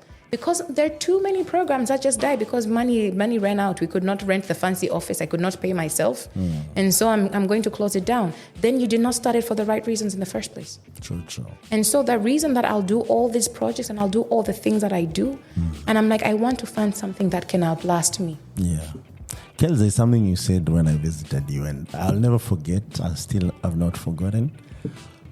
When actually I interrogated the academy, the dance academy, and actually I saw a couple of sessions. Interrogated is the word. You did. Yes, Gosh. yes.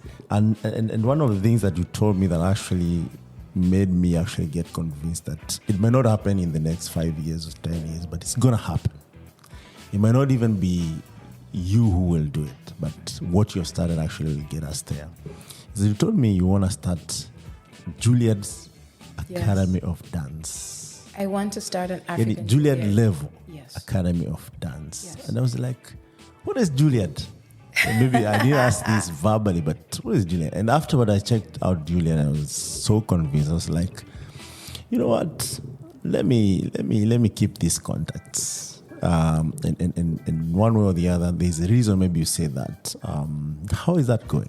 So what I said was I want to start Juliet for Africa. So basically, it's not Juliet in Africa. It is that I was talking about that level of professionalism, yes. and not just for dance, but for the creative arts. And the whole idea is marrying the creative arts and where it's come to, the creative arts with the sciences and technology. And so basically, it's, creative arts, innovation, the sciences, and creating a space where artists, this thing where whenever we're talking about the creative economy, people think, oh, it's just musicians and writers. I am like, scientists are creatives. Data scientists I agree with you. have a massive challenge right now. When COVID hit, I was given this example at the Data Tamasha last week, whereas when COVID hit, we had a lot of data being generated in real time. But we had a big challenge.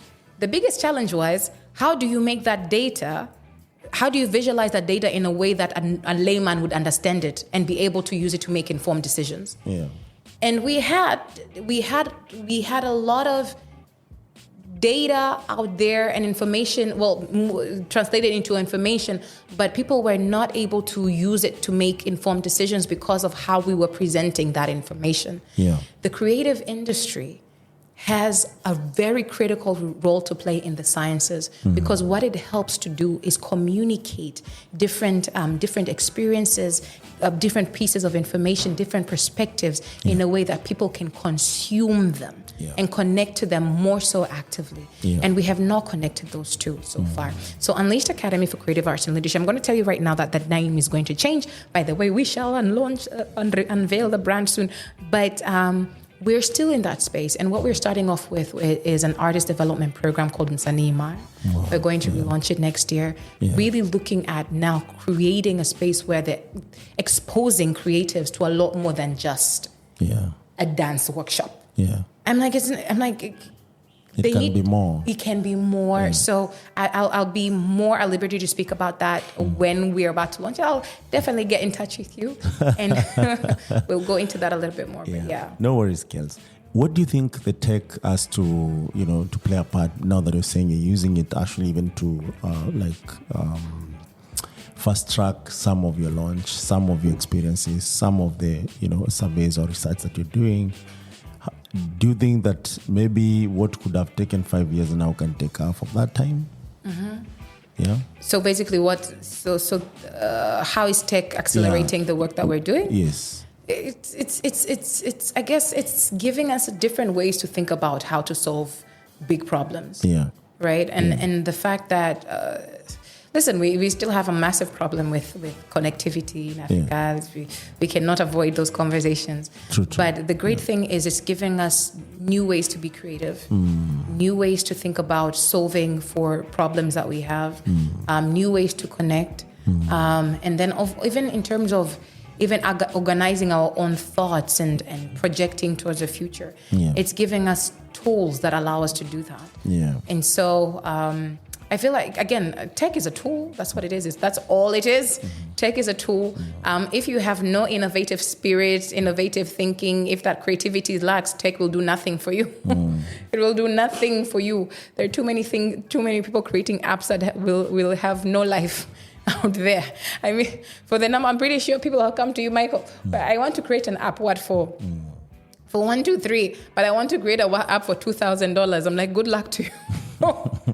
Good luck to you. But Tech is an enabler. That's all that it is. And it enables us to do and to move the visions and the dreams that we have along. Tech is not the end all be all. But then we have a big challenge right now, even in the impact space, where everybody wants to come up with something tech. And I'm like, but what are you exactly calling tech? And to a lot of people, tech is an app. I'm like, technology is something that helps you do something better. And so it doesn't matter how you disseminate it. 100%. So even the way this table is, this was a technology at some point. Like this is something else. I mean, sorry, was innovation at some point, right? Yeah. So yeah, it's definitely helping. Yeah. So on that note, and it's kind of exciting. So you said you have more than one product as you actually conclude today's conversation. No comment. Which means we will have more discussion on different aspects. Because I like even how you look at church, spirituality, involvement of dance and music into those activities. There's a festival you invited me before I left. And by the way, we're talking about 2017 or 2018 or 2016. I can't even remember which year it was. But when you came, it was 2016. 2016, right? I wish I could have attended, because then, of course, I could have had something to contribute, but I could not be able to. Yeah, so those are conversations that actually can have when I come back or when you come to Nairobi, because some of these conversations actually I see them playing a part in influencing or educating people on certain things that we are taking for granted, and hence the other side taking us for granted for it, right? So in this case, would you like to shed some light? You don't have to say what you're launching, but at least the impact, just for lack of better word, and not in the realm of throwing the words around, right? That it's going to have in this, because your mission actually looks like it has several impacts along the way. In the nature that is focusing on girls, on gender, and it's not just specifically girls, but gender and issues that relate to that. So do you want to shed some light on that? Yeah, sure. So just the what you're talking about specifically is the product that's going to launch next week, right? So we do have products within the creative economy, the creative industry that are mostly creative products, and this is not just for this is not girl child specific. It's for creatives, and then we have work that we're doing within the social enterprise space. So for example, we have the show called Nipedili, which is basically Africa's Shark Tank for social enterprises. Wow! But haven't you watched it, Michael? I have. You have. The reason why I didn't want to go into that is I watched one episode and I had my own opinion, but you have your. It's that. Maybe that should be another separate conversation altogether. 100%. I have a lot to say with these Shark Tank prototypes that we have. We see. And in Kenya, actually, I have story for this. You see something, it's not bad, actually, in essence. Yeah. But the way we implement it, it's not always straightforward. Yeah. Guys end up getting hurt. So one of the things, I don't know if that's the case. One of the things with Nipedili, though, it's not that people just come in and pitch. There's actually they went through So there was the Tujenge TZ Innovation Challenge, which was something that Unleashed Africa did, that was financed by Hans Seidel Foundation. We did that together with True Maisha. And so innovators, entrepreneurs got training in entrepreneurship. They went through a mentorship period. So there was an entire program that they went through for months, right? Yeah.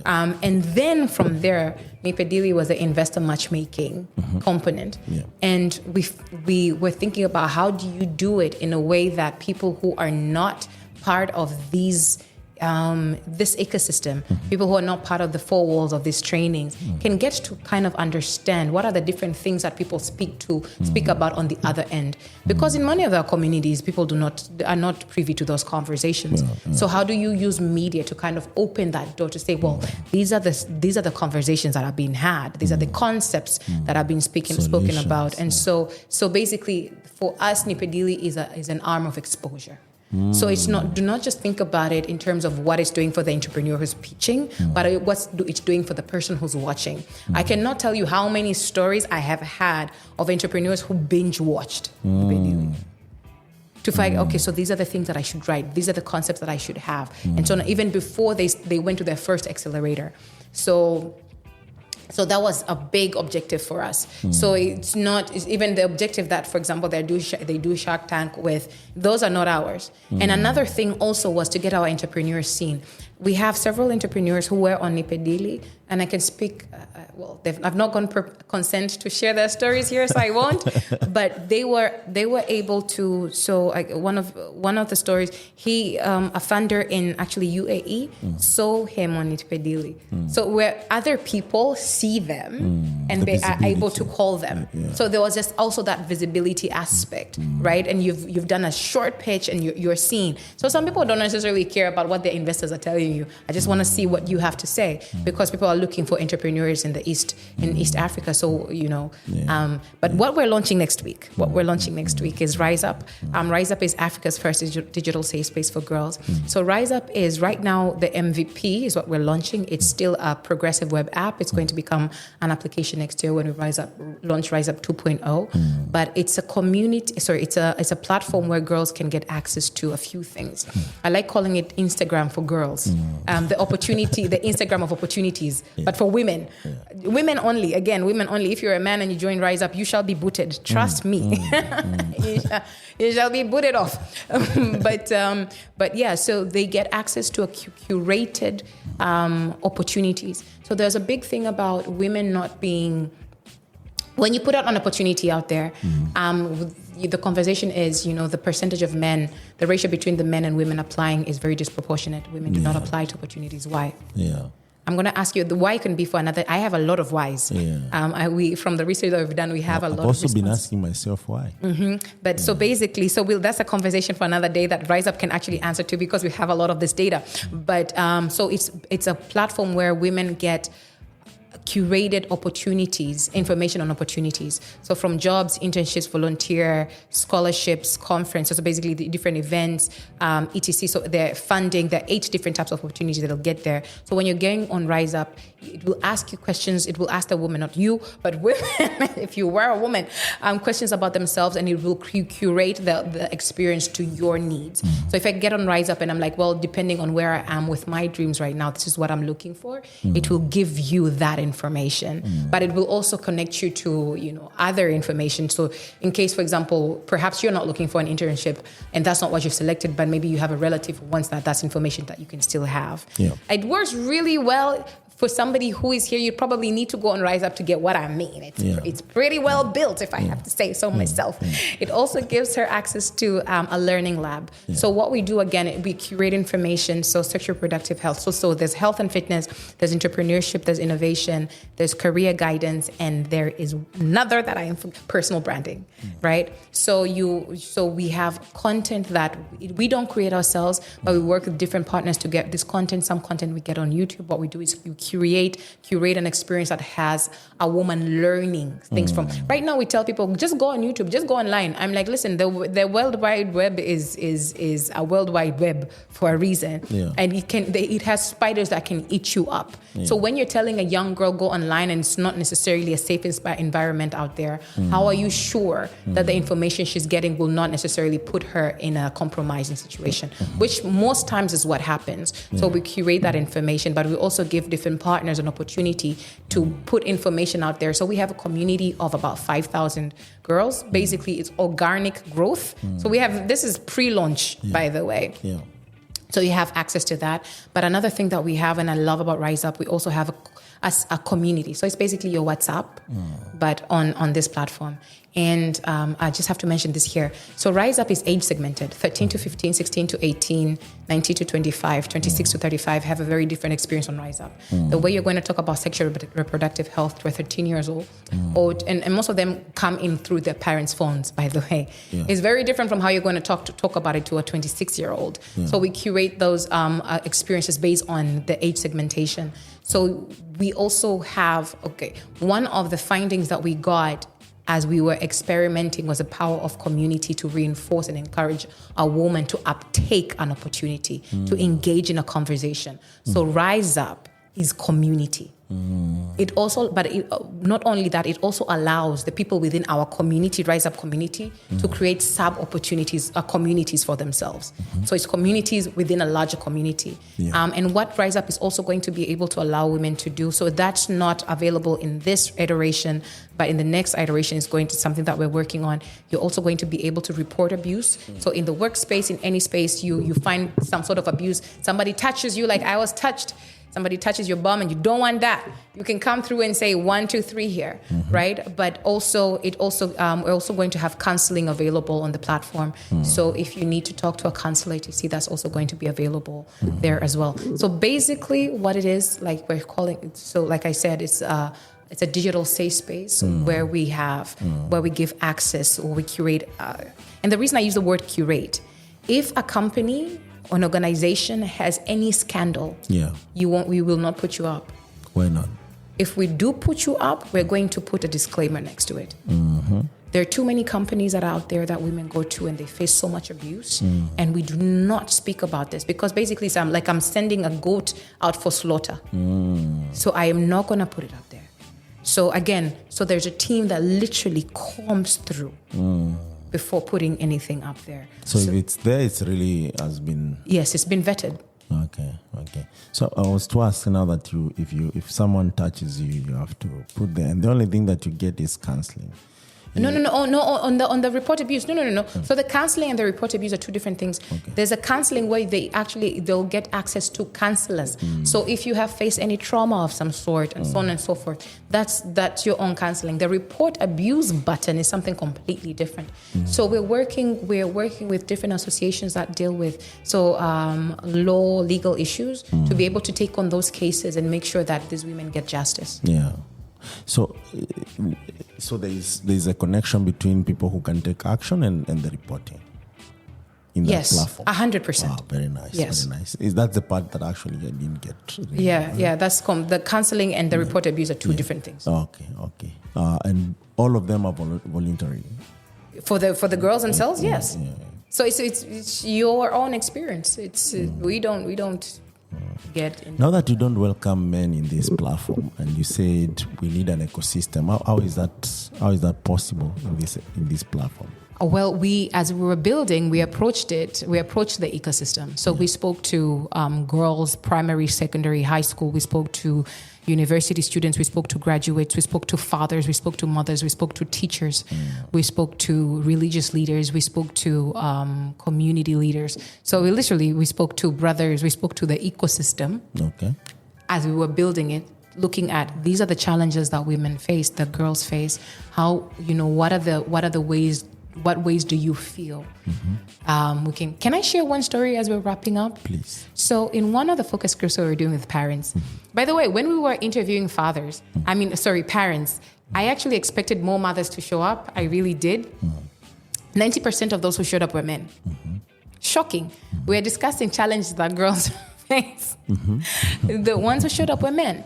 And after, when you're conducting a focus group, it's also really important to create a safe space for those you're speaking to, for them to speak freely. Yeah. Most of the times that we run these sessions, they're so technical and they're so theoretical that people are not sharing freely. Okay. Right? Okay. And so we got to a point where one of the fathers, 62-year-old man, he broke down finally, and he said, listen, if my daughter comes to me and she asks me, she tells me, oh, Dad, here's my dream. This is what I want to do.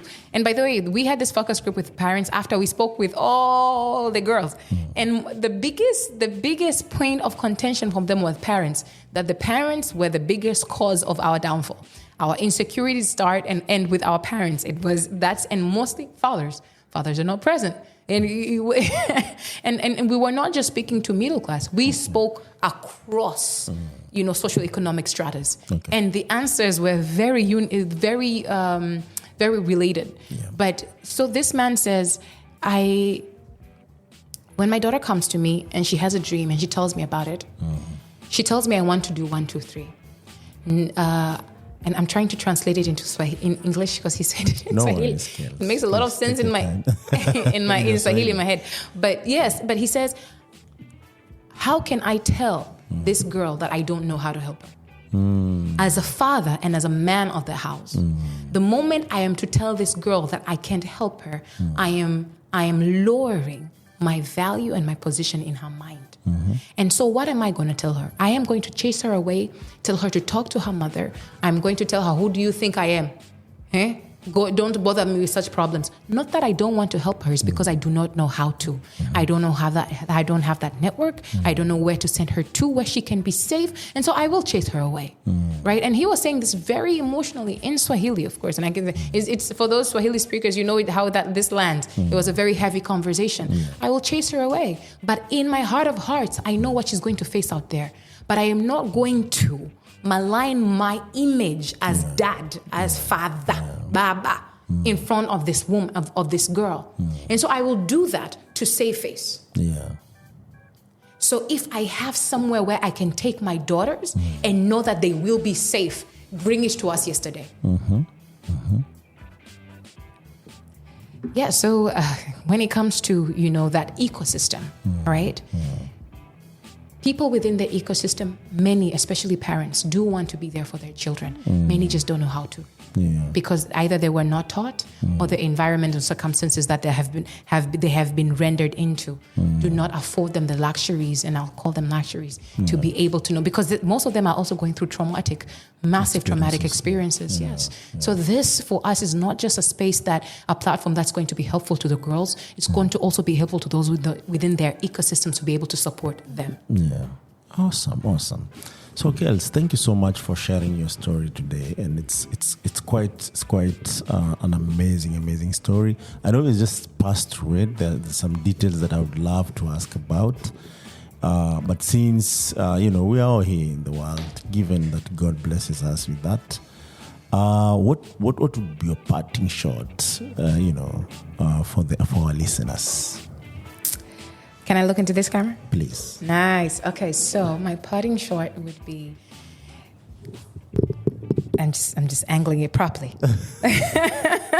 Seriously, my parting shot. Kellz, were you in the media for some time? No? I should be. You should be. Yeah. I should be. Are you giving me a job? But really, my parting shot is this. There are too many problems in the world for us not to be the solutions to them. There are too many of us pointing fingers, looking for other people to solve for things that we know innately we have a piece of the puzzle for. There's no person on this planet that has the entire jigsaw puzzle fitted in of how you can solve a problem. But every person comes with a piece of puzzle. Now, when we together do the bits that we can and agree to connect, we can clearly see how the entire puzzle fits in. So those are two things. One, make sure that you're part of the solution. Make sure that you are part of the solution. And that could mean learning, unlearning. Do not be too proud. Especially, dear African, do not be too proud to say you do not know. Go out there and find the answers. If you are an innovator and you are saying that you're solving a problem and you tell me that you're only going to spend a week, a month, a few months to figure out what that problem is, you're lying to yourself, you're lying to the world. Invest time in understanding the intrinsic sub-causes to the causes that are causing that problem to be in existence. Submerge yourself in really understanding that problem so that solution could also be holistic. And then on the other end, let's be comfortable with growing the mental fortitude to collaborate actively so that these solutions can connect and scale at rapid levels. Because right now we have different people doing different things. Everybody wants to be called a founder, a CEO, a what have you, a CIO, whatever you want to be called. That's not helping us take our continent forward. And most of the problems still exist because people are too proud to connect, are too proud to really step in and sacrifice, do what they need to do for us to come up with the solutions we need to. We are living in the dreams of our forefathers. There was too much blood shed too much sacrifice given for us to be complacent and to not take on the mantle that has been passed on to us. What are we going to pass on to the next future generations? It is time. We keep saying Africa's time is now, but Africa's time, it will only be Africa's time when people stop sleeping in mediocrity. Yes. I agree. Thank you so much, Kellz. It's always an honor to always have this conversation with you. It's just that now we're having them with the mic and recorded, right? And Kellz, actually, I don't know, maybe, I don't know, I feel like you need most of this platform. It touched so many people. Even when we were having this conversation, actually, I could hear you speak to some specific people in this conversation. It might not sound like it, even through your life experiences. I'm looking forward to our viewers, our subscribers, who will give us, feedback of what actually they learned from it and what some action points they can start maybe even taking in their life.